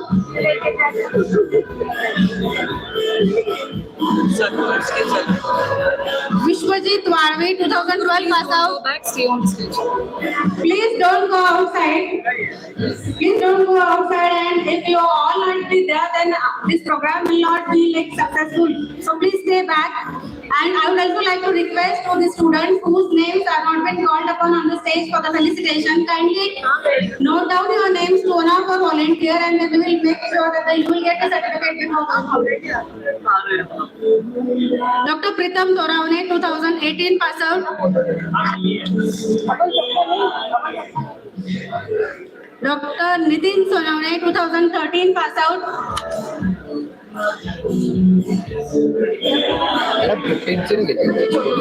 थोडे random येत आहेत त्याच्यामुळे ना ज्यांचे नाही आले ना त्यांचे नाव बसून ना ज्यांचे नाही आले ना त्यांचे नाव कारण येत नाही का तेराच्या पासवर्डचे आमच्या बॅच आले आणि ते माझं मध्ये असं कसं काय सिक्वेन्स लावली ही ब्लँक आहे. ब्लँक आहे आणि ब्रँच कुठे मिक्स झालेलं आहे. अरे मॅडम माझं नाव नाही आलं वाटतं मला नाव सांगता प्लीज. डॉक्टर जितेंद्र पवार. इथे लिहा. अच्छा थांबा, हे बंद करते. मी लिहा. बाकी काही जणांनी जाऊन आतमध्ये सर्टिफिकेट मिक्स करून टाकले. आम्ही just काढून ठेवलं होतं बॅच प्रॉब्लेम. तर मी काय म्हणते, तुमच्या नावाने आलेत ना इथे टाका. ठीक आहे ओके हे ब्लँक. हां मी तुमचं नाव अनाऊन्स करतो. तुम्ही सध्या ब्लँक घ्या. Doctor Jitendra Pawara 2015 pass out.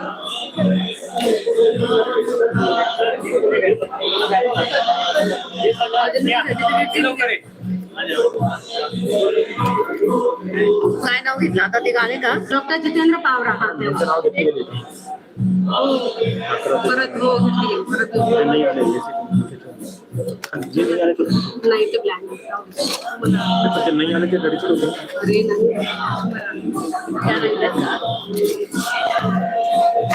Thank you.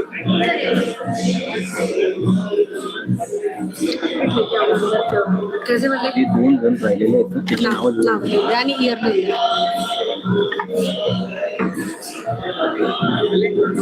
Yes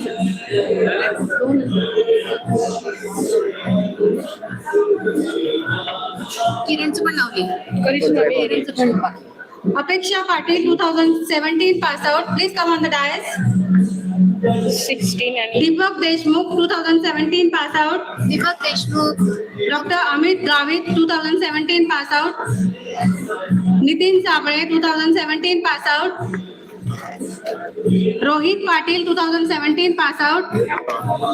वैभव साळुंके 2017 पास आउट. आपले संदीप आणि Arun. Yamini 2017 pass out. Please come on the dais. नाही 2016 करिश्मा बेरे आणि सागर. ठीक आहे.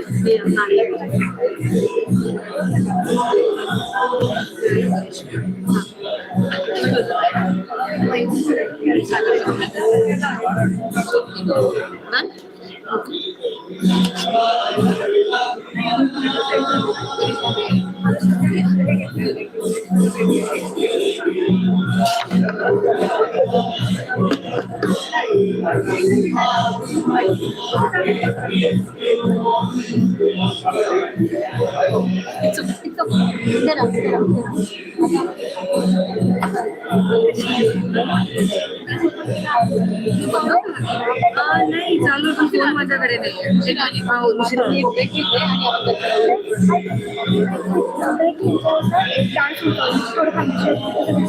प्लीज बैच को ज्वाइन करो. संदेश टेट गुरे 2019 पास आउट. ऐड करने उस बैच को बहुत लगा होगा जहाँ इनको चल रही है कुछ नहीं. एक बार अनाउंसमेंट करते हैं ना जब निकलना है. हाँ जल्दी निकाले 2005 साल. एक फोटोला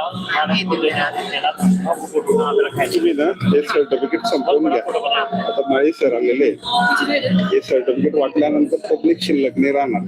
सरांतर्फे मॅडमांचं फेलिसिटेशन आणि सरांचं 5-10 मिनिटं टॉक हा कार्यक्रम आधी करून घेऊ आणि मग बाकीचं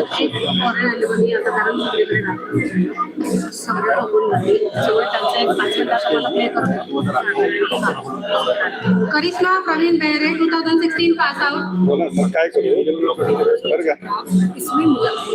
नाही बोला घ्या.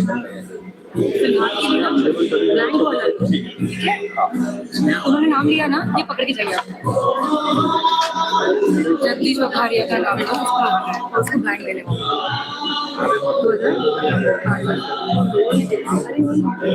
नाम 4:30 या 5 बजे तो हम 5 लोगों का नाम लेते हैं. तो वो मैडम लास्ट टाइम में रजिस्ट्रेशन करने में त्यांचं नाव होगा मेरा नाम. Jagdish Vakharia 2007 pass out.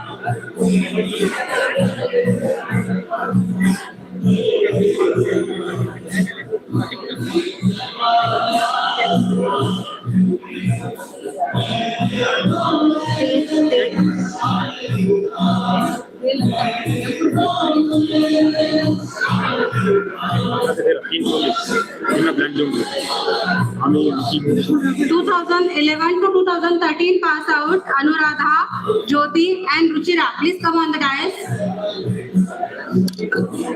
कारण फोटोसाठी यांना बोलून प्रीतम आणि तुम्ही येत आहेत. आम्ही पण येतो.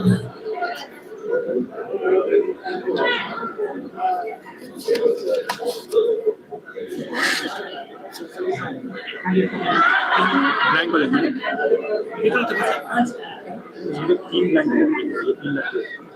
तीन ब्लँक तीन ब्लँक देतो.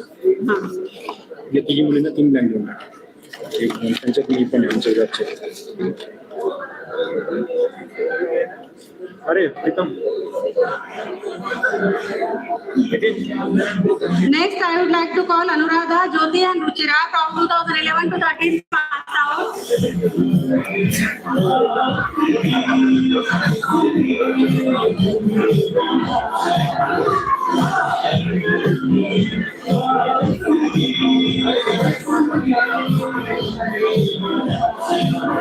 Mr. Harish Jadhav, 1998. Mr. Manoj Lavande, 1998.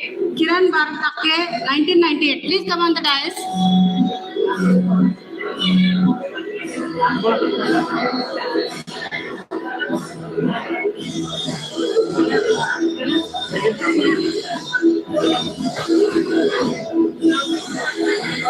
ये तीन लोग हैं ना, नहीं मिले नहीं.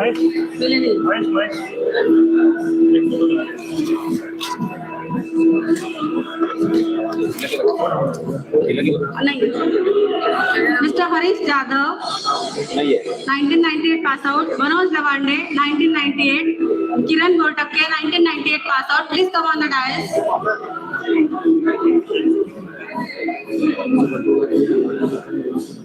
Miss Nanda Jain.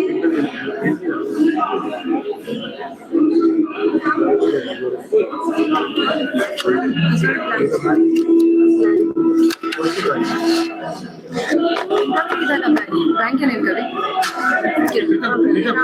और किसका हमें नाम बताओ जितने लिखे थे मेरे पास.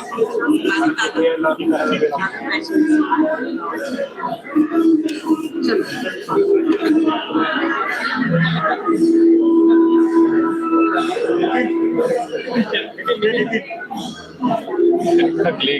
नाही रे. सौरभ सौरभ सौरभ सौरभ आता फॉरेन अॅल्युमिनीचा प्ले करूया 5 मिनिटात. आता याच्यानंतर मी तिकडून ज्वेलरी करायला खाली पाठवते आणि फॉरेन अॅल्युमिनी प्ले करायचंय. ठीक आहे, फॉरेनचं ते प्ले करायचंय. अरे 1 मिनिट हे संपून जाऊ दे, मग माडी झालं सगळं चालू जाते.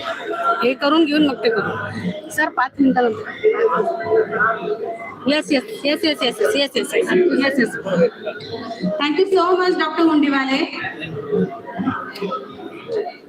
Now we will be also having our foreign students with us in the form of pre-recorded video. So I would like to request our social media team kindly play the videos of our foreign alumni.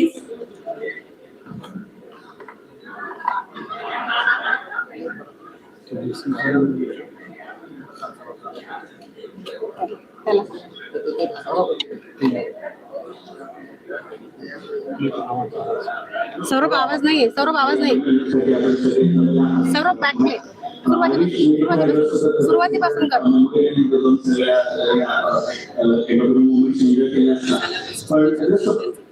नमस्कार, मी प्रशांत सोबत असल्यामुळे सगळ्यांना शुभेच्छा देतो. मला खूप छान वाटलं आज आपण सगळे जमले आहात.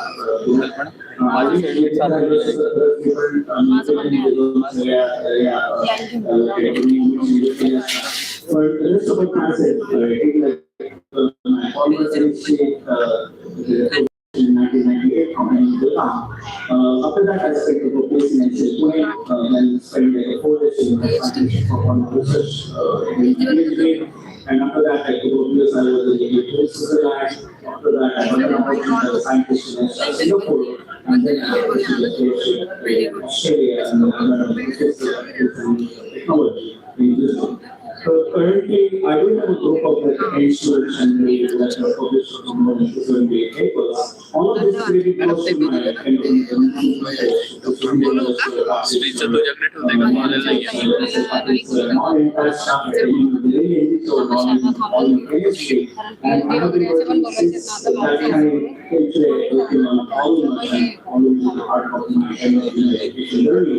and those questions all very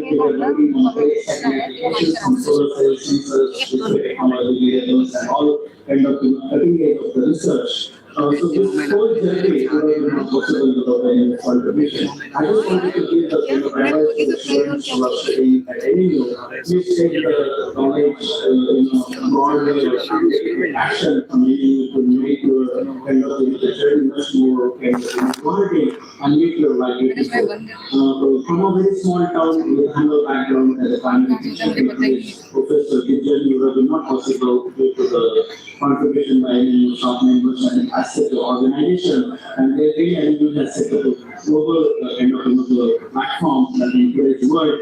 Really thankful to all who gathered there. I really wanted to wish you all the best. Enjoy your day. Capture our photos and share with us, and then kind of next time when I get an opportunity, certainly I'll be happy to meet you all. All the best for your life. Thanks.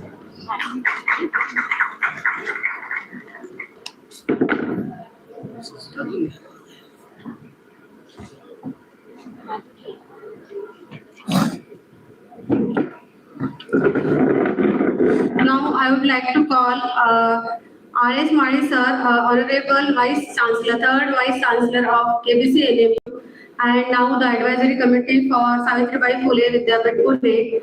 Come up on the stage. Mr. Madi sir, please come on the stage. And I would like to request Dalal sir to felicitate Madi sir.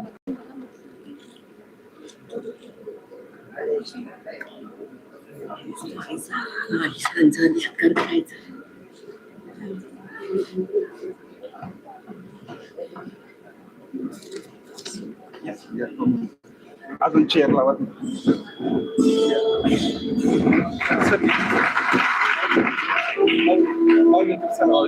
Maulika sir.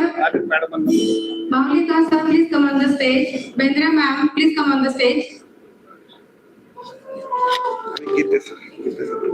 Gite sir, please come on the stage.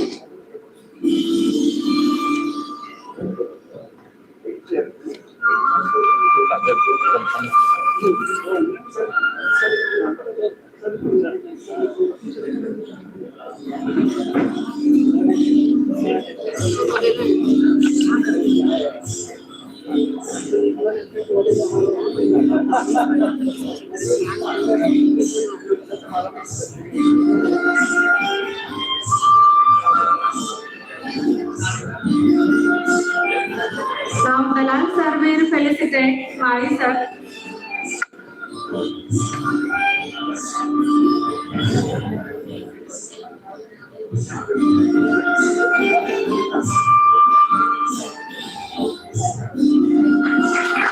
Big round of applause, please.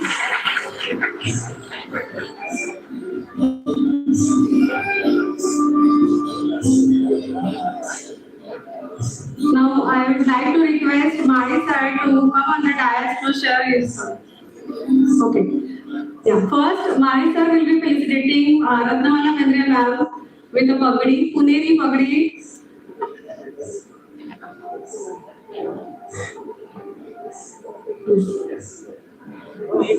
R.S. Madi sir will be felicitating Dr. Ratnamala Mendria ma'am.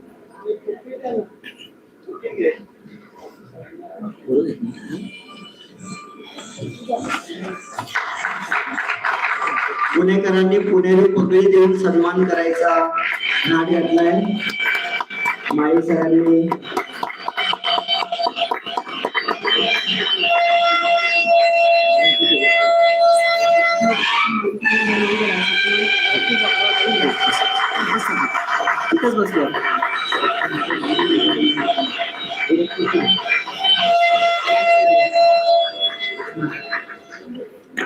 Thank you very much. आताच पुणेरी पद्धतीने पुणेरी पगडी देऊन मॅडमचा सत्कार करण्यात आलेला आहे. आणि पुण्यातली पुणेरी पगडी महत्वाची गोष्ट म्हणजे तर मॅडम जनरली आमच्याकडे पुण्यामध्ये टोपी घातली असा एक वाक्यप्रचार वापरतात लोक, पण ही टोपी नसून पगडी आहे. आणि बेंद्रे मॅडम म्हणजे टोपी घातली असे लोक म्हणतात, पण ही पगडी आहे. तर तुम्ही परत पुणेकर होणार आहेत, त्याच्यामुळे आम्ही स्वगृही परत आल्याबद्दल ती पगडी तुम्हाला दिली आहे. तर मी माळी सरांना विनंती करेल की त्यांनी आता 2 शब्द शेअर करावेत त्यांचे या इव्हेंट बद्दल. खूप व्यस्त कार्यक्रम असून सुद्धा सर आलेत, एका फॅमिली फंक्शनला जाऊन आले, आणि महत्वाची गोष्ट म्हणजे आज सरांची अॅनिव्हर्सरी आहे. तर एवढ्या स्पेशल दिवशी सर इथं आलेत. किती नवरे एवढी डेअरिंग करून येऊ शकतील घराच्या बाहेर सांगा. तर सर एवढी डेअरिंग करून आलेत, तर मी सरांना इन्व्हाइट करतो. Thank you sir. हे सगळे ऍक्टिव्ह आहेत.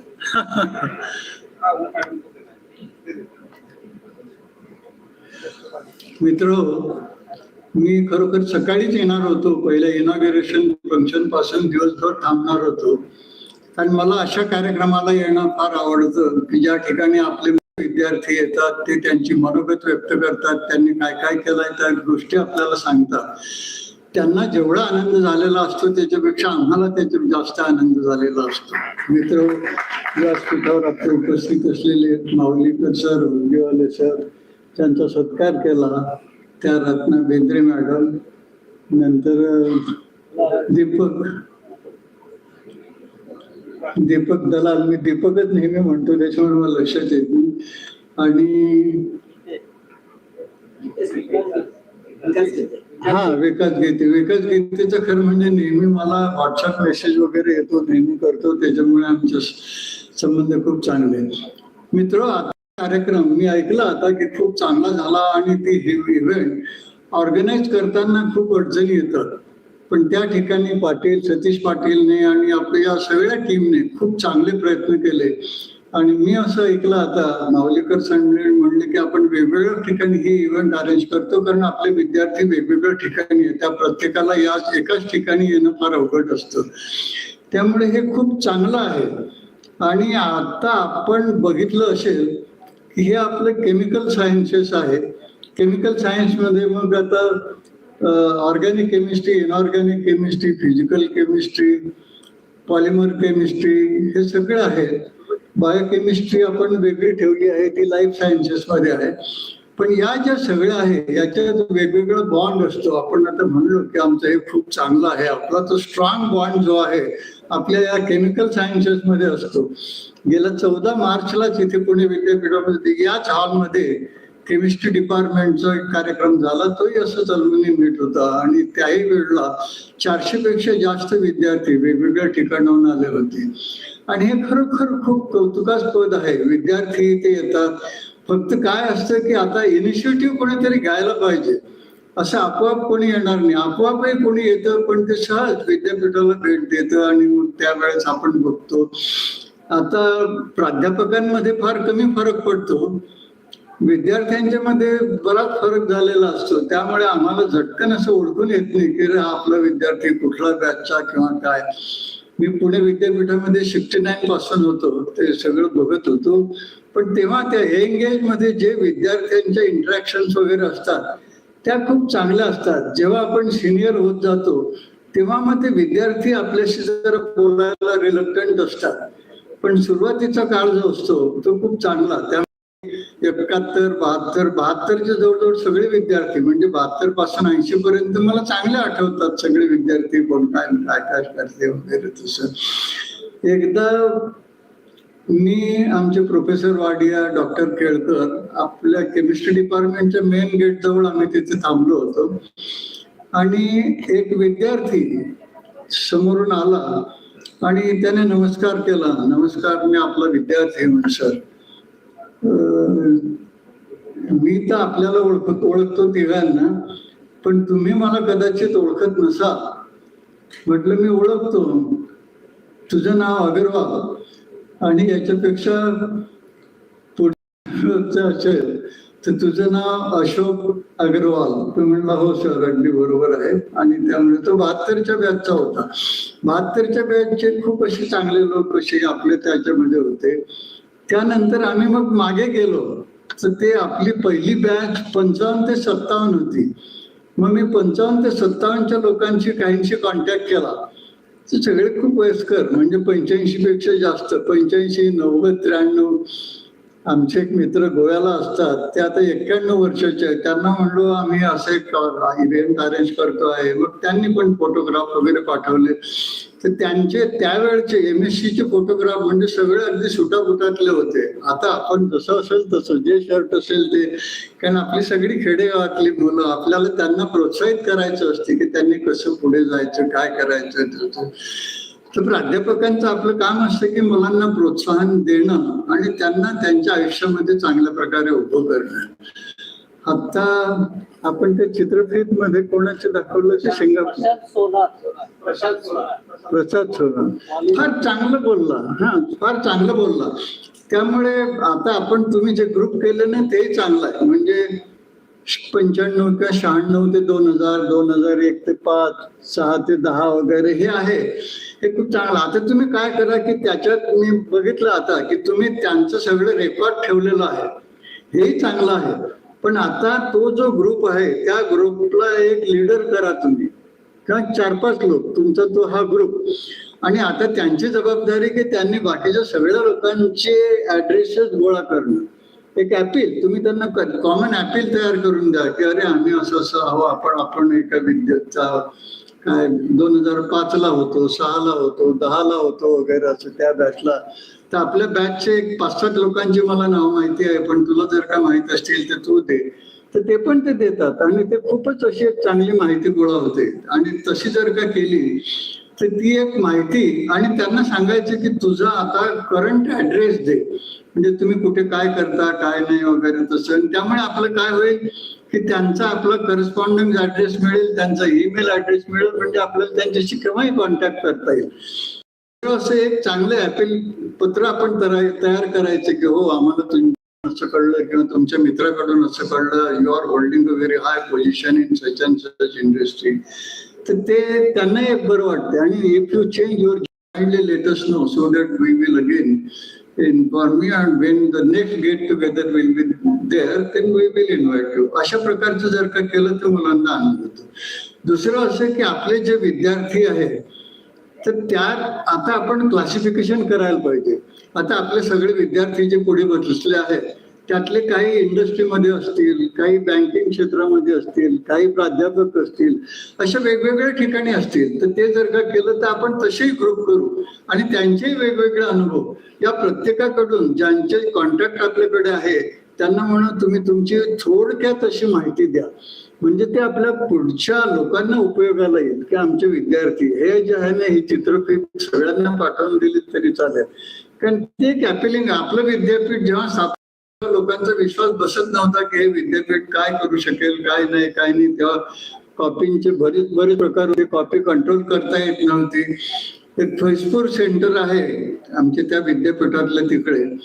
तर एक असंच आता हे गेट विद्यापीठात इथून आपण आत आलो या हॉलमध्ये आणि ते समोर एक परत एक गेट आहे. तर तसं त्या कॉलेजचं तिकडे एक गेट होतं आणि परत मग प्रत्येक डिपार्टमेंटचं असं गेट होतं. तर त्या कॉलेजच्या गेटवरच तिथे मग त्यांचे तपासणी केली. मग खिशात काही आहे का, कागद इकडे आहे का, तिकडे आहे का, काय आहे मुलींचं सगळ्यांचं वगैरे. तर त्याच्यावर मुलांनी बायकॉट केला. ते म्हणजे असं असेल तर आम्ही परीक्षा बायकॉट करू, आम्ही परीक्षेला बसणार नाही. पण तरीही तिथले सिनियर सुपरवायझर विद्यापीठांच्या परवानगीमुळे त्यांनी सांगितले की नाही काही करता येणार नाही, पण तुम्ही तुमचे. आणि काय झालं की आपले एखाद दुसरं वर्ष फक्त मुलांना जरा अवघड गेलं की नाही, कॉपी केली तर मग ते आपण पास हो आणि आपल्याला चांगले मार्क्स मिळतील. तसे काही ते खरं नसते, ते भ्रामक असतं. मी तुम्हाला एक गोष्ट सांगतो, ते नॉर्थ मधली आहे. त्या नॉर्थ मध्ये एक व्हाईस चान्सलर होते आणि त्या युनिव्हर्सिटीचे विद्यार्थी त्यांच्याकडे गेले की म्हणे सर शेजारच्या विद्यापीठाचा रिझल्ट खूप चांगला लागतो, आपला का नाही लागत. तर ते म्हणले की तुम्हाला काही कल्पना आहे का त्यांचा रिझल्ट चांगला लागतो. ते म्हणे तिथली सगळी मुलं कॉपी करतात त्यामुळे मग त्यांचा रिझल्ट चांगला लागतो. तर तुम्ही जर का आम्हाला कॉपी करायला परवानगी दिली तर आपलाही रिझल्ट चांगला लागेल. तसं सहजासहजी कोणी व्हाईस चान्सलर तयार होत नाही. मग ते एकदा भेटले, दोनदा भेटले, तीनदा भेटले, तिसऱ्यांदा म्हणले की ठीक आहे, yes I will allow you to copy. आणि तेव्हा जी ती कॉपीची आलो केलं पुस्तकं घ्या, नोटबुक आणा, काही आणा, तुम्ही लिहितच ओपन बुक टेस्ट सारखं. पण ते केलं तरी तो त्यांचा रिझल्ट काय 22% होता, तो 32% झाला. ते म्हणे सर नाही, अजूनही जरा तुम्ही आता तर मदत केली आहे, we are happy and we thank you for your efforts you have taken and given us the permission to have books and other things. पण अजून जर काय व्यवस्थित तुम्ही सांगितलं आम्हाला की तुमचा हा प्रश्न आहे, या पुस्तकातल्या 52 नंबरच्या पेज मध्ये दिला तर जरा आम्हाला सोपं होईल. त्यामुळे मित्र, हे असे मुलं हे आपल्या सिंगापूरला जाऊ शकणार का? त्यामुळे तो तिथे पास होतो, पण जेव्हा मुलाखतीला जातो, मुलाखतीला देताना त्याला फार अडचणीचं पडतं मुलाखत. त्यामुळे आता आपले विद्यार्थी खूप चांगले आहे, मलाही खूप आता अभिमान आहे केवळ. तर ते लगेच लोकांनी म्हणायला पाहिजे, नॉर्थ महाराष्ट्र युनिव्हर्सिटीचा विद्यार्थी ठीक आहे, चला बघू, काही पुढचं काही प्रॉब्लेम नाही. असं खूप वेळा होतं. कारण पूर्वी आपल्याकडे कमी होती विद्यापीठं, म्हणजे औरंगाबाद होतं, पुणे होतं, तेव्हा आपलं जळगावचं उत्तर महाराष्ट्र विद्यापीठ नव्हतं, मुंबई आणि असं असायचं. तर तेव्हा औरंगाबाद विद्यापीठाचे ते जे विद्यार्थी किंवा शिवाजी विद्यापीठ त्यांच्या मुलांचे मार्क जास्त असायचे आपल्या पुणे विद्यापीठाच्या पेक्षा, कारण पुणे आणि आपलं नॉर्थ महाराष्ट्र एकत्र होतं. पण त्यावेळेस जेव्हा त्या रयत शिक्षण संस्थेमधून जेव्हा इंटरव्ह्यूचे कॉल यायचे, तर तेव्हा ते ठरवायचे की नाही 70% अबोव, कारण भरपूर मुलं आहेत 70% अबोव.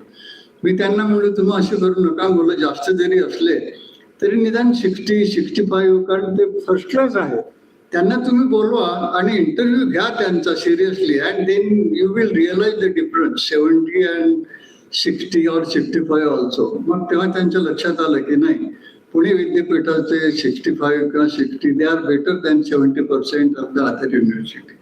तर मित्र, असं आपण करायचं. तर आपले नॉर्थ महाराष्ट्रामध्ये पण मी बघितलं की आपली मुलं आता परदेशामध्ये, पहिलंच उदाहरण बघितलं, पण अशी खूप मुलं अमेरिकेमध्ये आपली भरपूर मुलं आहे. आमचं गाव जळगाव जिल्ह्यातच आहे, आपल्याला माहिती आहे की ते लहानचं गाव आहे मध्य प्रदेशच्या बॉर्डरवर, पण तिथले जवळजवळ 10 मुलं आपल्या विद्यापीठामध्ये शिकूनच ते परदेशामध्ये गेले. परवा ते दुबईला जे प्रॉब्लेम आले त्यातला तो एक मुलगा, त्याने आपल्याकडून आपल्या युनिव्हर्सिटी मधून केली होती बीटेक, आणि त्याच्यानंतर NIT त्रिची मधून त्याने एमटेक केलं होतं, गोल्ड मेडलिस्ट होता. तशी आपली सगळी मुलं खूप चांगली आहे, स्वाभिमानी आहे, चांगलं करतात, ते असं आपण आता बघू. आता मी दुसऱ्या मुद्द्याकडे येतो की आपण आता रत्ना मॅडम त्यांचा आता सेवानिवृत्तीसाठी हा दुसरा एक कार्यक्रम आहे थोडासा. तर त्याच्यासाठी सेवानिवृत्तीसाठी आपण हा कार्यक्रम का आयोजित करतो, तर त्याचे 2 उद्देश असतात. की एक तर त्या प्राध्यापकांनी एक 30-35 वर्ष आपल्या विभागामध्ये सेवा दिलेली असते, तर तो सेवा गौरव किंवा त्यांनी चांगलं आहे त्यांच्याविषयी, मग त्यांचे विद्यार्थी. तसं तुम्ही बहुतेक परत आपल्या डिपार्टमेंटमध्ये स्कूल ऑफ केमिकल सायन्सेस मध्ये तो एक कार्यक्रम घ्या परत, आणि त्या ठिकाणी विद्यार्थ्यांना बोलायला सांगा. आपले कलिग तर चांगले बोलतील, पण कलिगलाही त्या दिवशी बोलायला सांगा, आणि त्यांना सांगा, काहींच्या पालकांना बोलवायला सांगा, तसे करा. आणि त्याविषयी बोललं तर तो आत्मसन्मानाने त्यांना असं वाटते की नाही बा, आपण खूप चांगलं काम केलेलं आहे, असं आहे. रत्नाला आता बेंद्रे मॅडम मी म्हणत नाही, रत्ना, कारण रत्नाला मी खूप पूर्वीपासून ओळखतो, ती शाळेमध्ये होती तेव्हापासून. आणि त्याचं कारण असे की तिचे काका समोर बसलेले आहेत, प्रोफेसर KS पाटील. ते KS पाटील आमचे मित्र पण आहेत, पण त्यांनी माझ्याकडे MPhil केलं. ते माझ्यापेक्षा 2 वर्षांनी मोठे आहे, त्यामुळे ते निवृत्त झाले तेव्हा पण मी हडपसर कॉलेजला गेलो होतो त्या समारंभाला. आणि त्यांचं दुसरं असं एक वैशिष्ट्य, अगदी मेटिक्युलस. त्यामुळे त्यांना पुणे जिल्हा शिक्षण मंडळाने 1-2-3 वर्ष प्रभारी प्राचार्य पण केलं होतं. त्यांच्याकडे खूप जबाबदारी दिली, आपला सांगवीचं कॉलेज सेटअप करायचं. त्यांनी चांगल्या प्रकारे ते कॉलेज सेटअप केलं.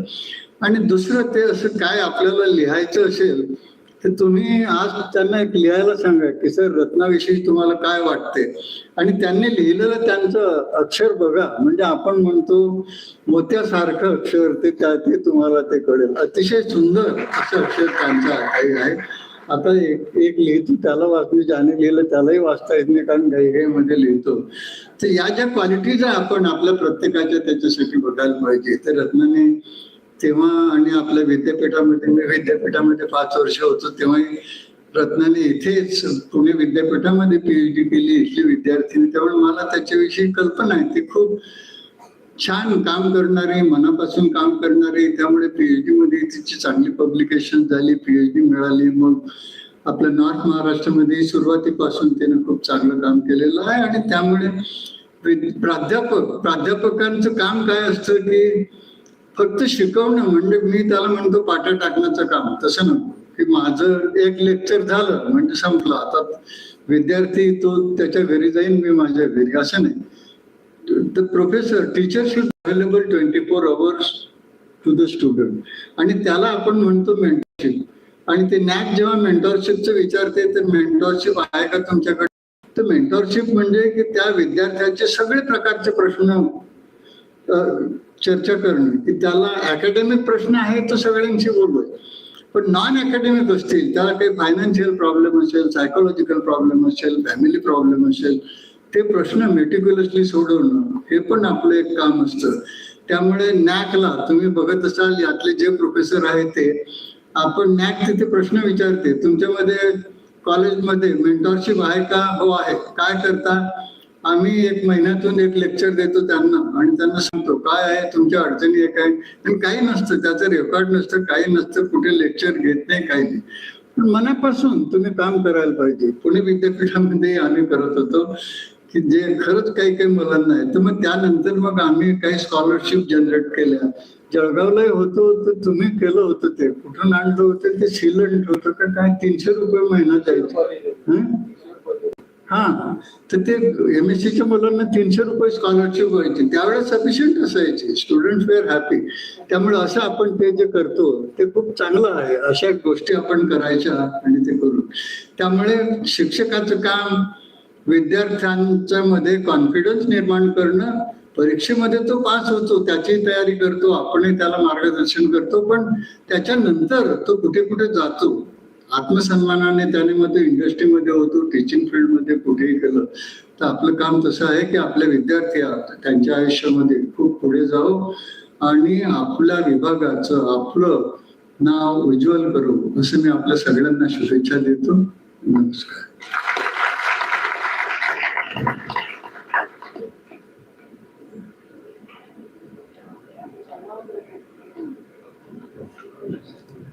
Thank you so much, Mari sir, for your valuable insights and details. So, I would like to now invite Gitan sir for some felicitations.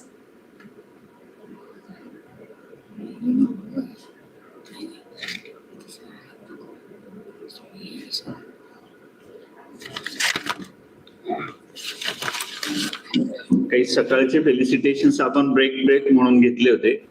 आपल्या डिपार्टमेंटचे जे ऍक्टिव्ह मेंबर्स आहेत, टीचिंग तर एक असतंच, नॉन टीचिंग मेंबर्स पण खूप आपल्याला कॉन्ट्रीब्युट करत असतात. आणि आपल्याला माहिती असतं की आपल्याला केमिकल लागले, ग्लासवेअर्स लागले, काही वस्तू लागली तर आपण त्यांची मदत घेत असतो आणि आपल्याला त्यांची आठवण होत असते. तर या ठिकाणी 4 लोक आपल्यातले इथं हजर आहेत. तर मी श्री सुदाम पाटील यांना विनंती करतो की त्यांनी फेलिसिटेशन स्वीकारायचे आणि मंचावर उपस्थित माळी सर आणि या मंडळींना मी विनंती करतो की त्यांनी त्यांचं फेलिसिटेशन करायचंय. त्याच्यानंतर शशीभाऊ पाटील यांनी रेडी राहायचंय.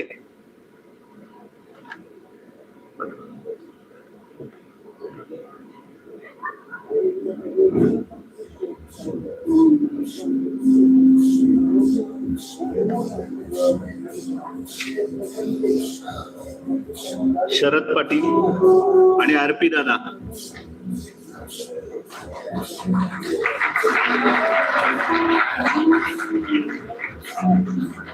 टाळ्या सांगतायत आपल्याला की हे लोक किती महत्वाचे आहेत आपल्यासाठी.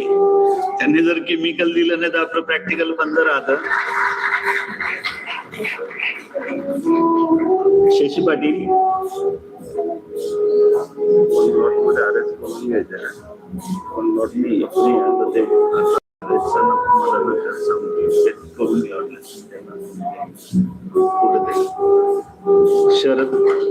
शरद भाऊ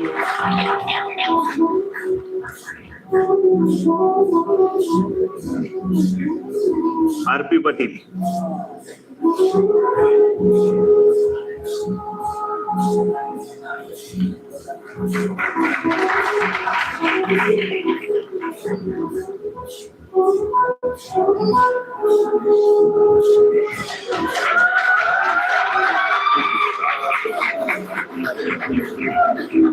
यानंतर आपल्याकडे 2 डायमंड्स आहेत अजून. हे सगळेच तुम्ही डायमंड आहात, पण एक रिप्रेझेंटेटिव्ह आपण बोलवतोय. तर मी श्री अजय खैरनार यांना विनंती करतो की त्यांनी आपल्यातर्फे फेलिसिटेशन स्वीकारायचे. He is presently working as assistant director technical FSSSI ministry of health and family welfare government of India. ही खूप प्रेस्टिजियस पोझिशनला आपल्या याच्यातलं आहेत. तर अजय खैरनार यांना मी विनंती करतो की त्यांनी आपलं फेलिसिटेशन स्वीकारायचंय.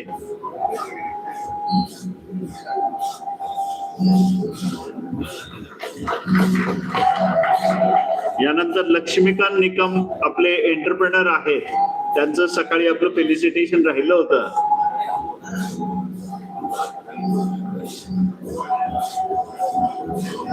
त्यांनी आपल्या 9 मुलांना यावर्षी सर यांनी आपल्या 9 मुलांना जॉब दिलेला आहे आणि मला वाटतं पुढच्या वर्षी त्यांनी 90 लोकांना द्यावा असं आपण अपेक्षा ठेवूया.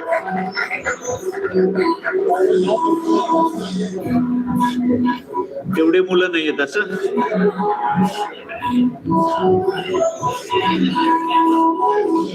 Now I request the next to proceed with Kalpana. Thank you so much all, and thank you to all our dignitaries for this session. जसं की ते सर म्हटले की टाळ्यांचा आवाज फार कमी येतोय, याचाच अर्थ की आता चहाची वेळ झाली असावी. तो सगळ्यांना आता चहा रेडी आहे बाहेर आणि आपण सगळेजण आता चहा घेऊ शकतो. बाहेर लॉबीतच आहे चहा, लंचच्या ठिकाणी नाहीये. ओके, आणि क्विकली 10 मिनिटाचा ब्रेक आहे हा, आणि त्याच्यानंतर पुन्हा यायचंय. खूप महत्वाचा आणि इमोशनल सेशन आपला. So I would request to come fast as early as possible. Thank you so much.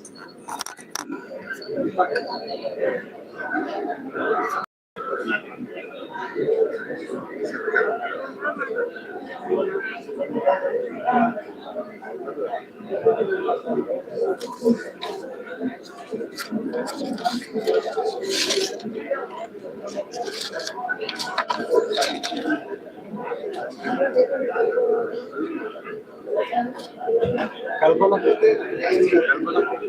लिहिलं.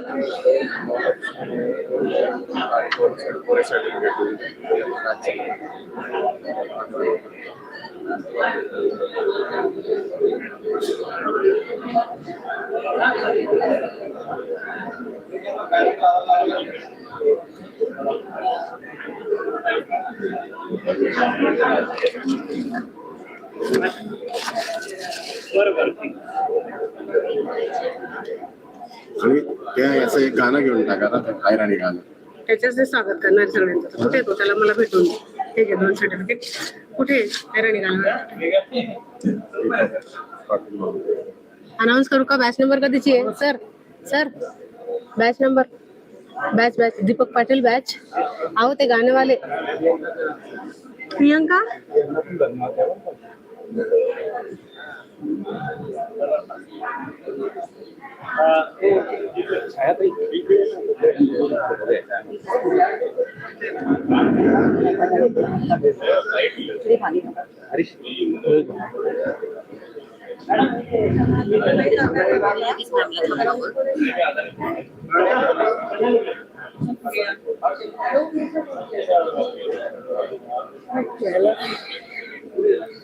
चहा घेतला?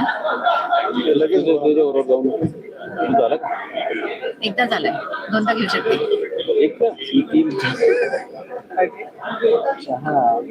दीपक, मग तुला माहितीये ना मला चहा नको, तरी आधीच गेला चहा घ्यायला.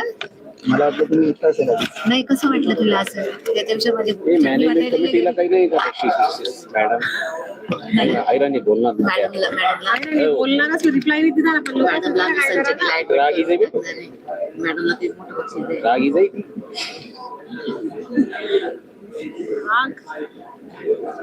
तो काय असतो चिवडा बोला सर. हा सर इथे आहेत सर. हे घ्या सचिन बिडकर. सचिन बिडकरांची पाय नाही किरणचं दिलं का? किरणला दिलं किरणला दिलंय बाकी आहे. किरणचं कुठे आहे मग? ते आता बिगर नावाचीच घेतली मग तेच द्या. बिगर नावाचेच द्यावे लागणार आहे. तुम्ही नावं सांगा आम्ही लिहून देतो. मी बायकोच्या हाताने लिहून घे. वा किती भारी. मस्त चालतं. तू घरी घेऊन जा आणि रात्री चालू नाही दिला देऊ का बाळा? नाही लिहिले. याची पोळी नाही तर सकाळची नाव नाही बोल. हे blanket सगळे नाही तो घेऊन गेला ना योगेश नेवरे. बरेच जणांचे ते मला इन्फॉर्मेशन माझ्याकडे नाही ना. मला हा योगेश काय म्हटला योगेश ना काहीतरी गडबड करतो बरं. म्हणून काय तो काय म्हटलं तेवढं रजिस्ट्रेशन झालं भरपूर सगळं लिहायला म्हटलं पहिले पैसे दिले त्यांचे लिहून आता कोणाचे आता म्हणताय मी आता काय रे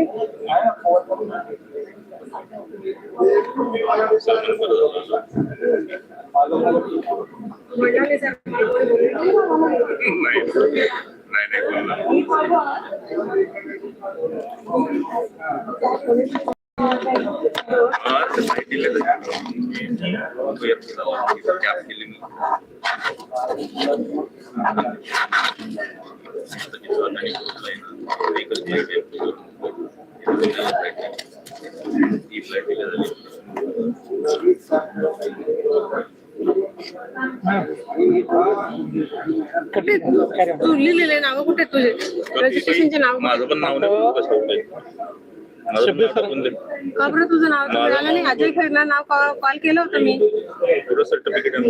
अजय खैरनार मी नाव कॉल केलेलं आहे दादा. सर काय म्हटलंय हा शब्बीर सर म्हटले की ते नका करू आता. बरोबर. कुठलं लिहिली कुठे कोणता स्पॉट रजिस्ट्रेशन वाले फ्री ऑफ कॉस्ट वाले नको करा कारण फ्री ऑफ पासून नाही करायचे. मग ते नाही केलं ते सगळ्या मग कशाला ऐक ना ट्रेडवाल्यांचं आपल्याला माहितीच नाही. ट्रेडवाल्यांचं माहिती नाही. ते आतमध्ये थांब. आशिष तिकडे सर्टिफिकेट आहेत का लिहिलेले? ऐक ना ज्यांनी घेतले नाहीयेत ऐक ना ज्यांनी घेतले नाहीत त्यांचे कुठे ज्यांनी घेतले तेच आतमध्ये तर नाही आहे का बरं? आता दिले होते.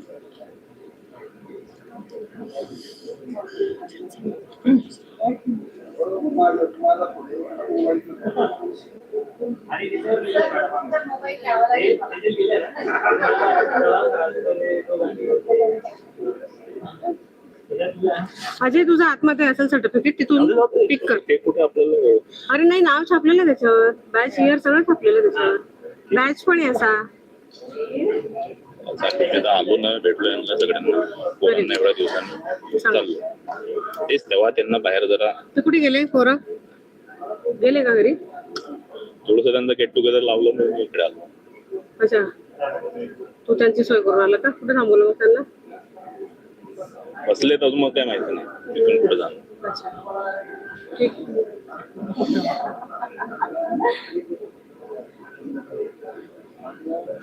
वगैरे म्हणा सुट्टीच्या दिवशी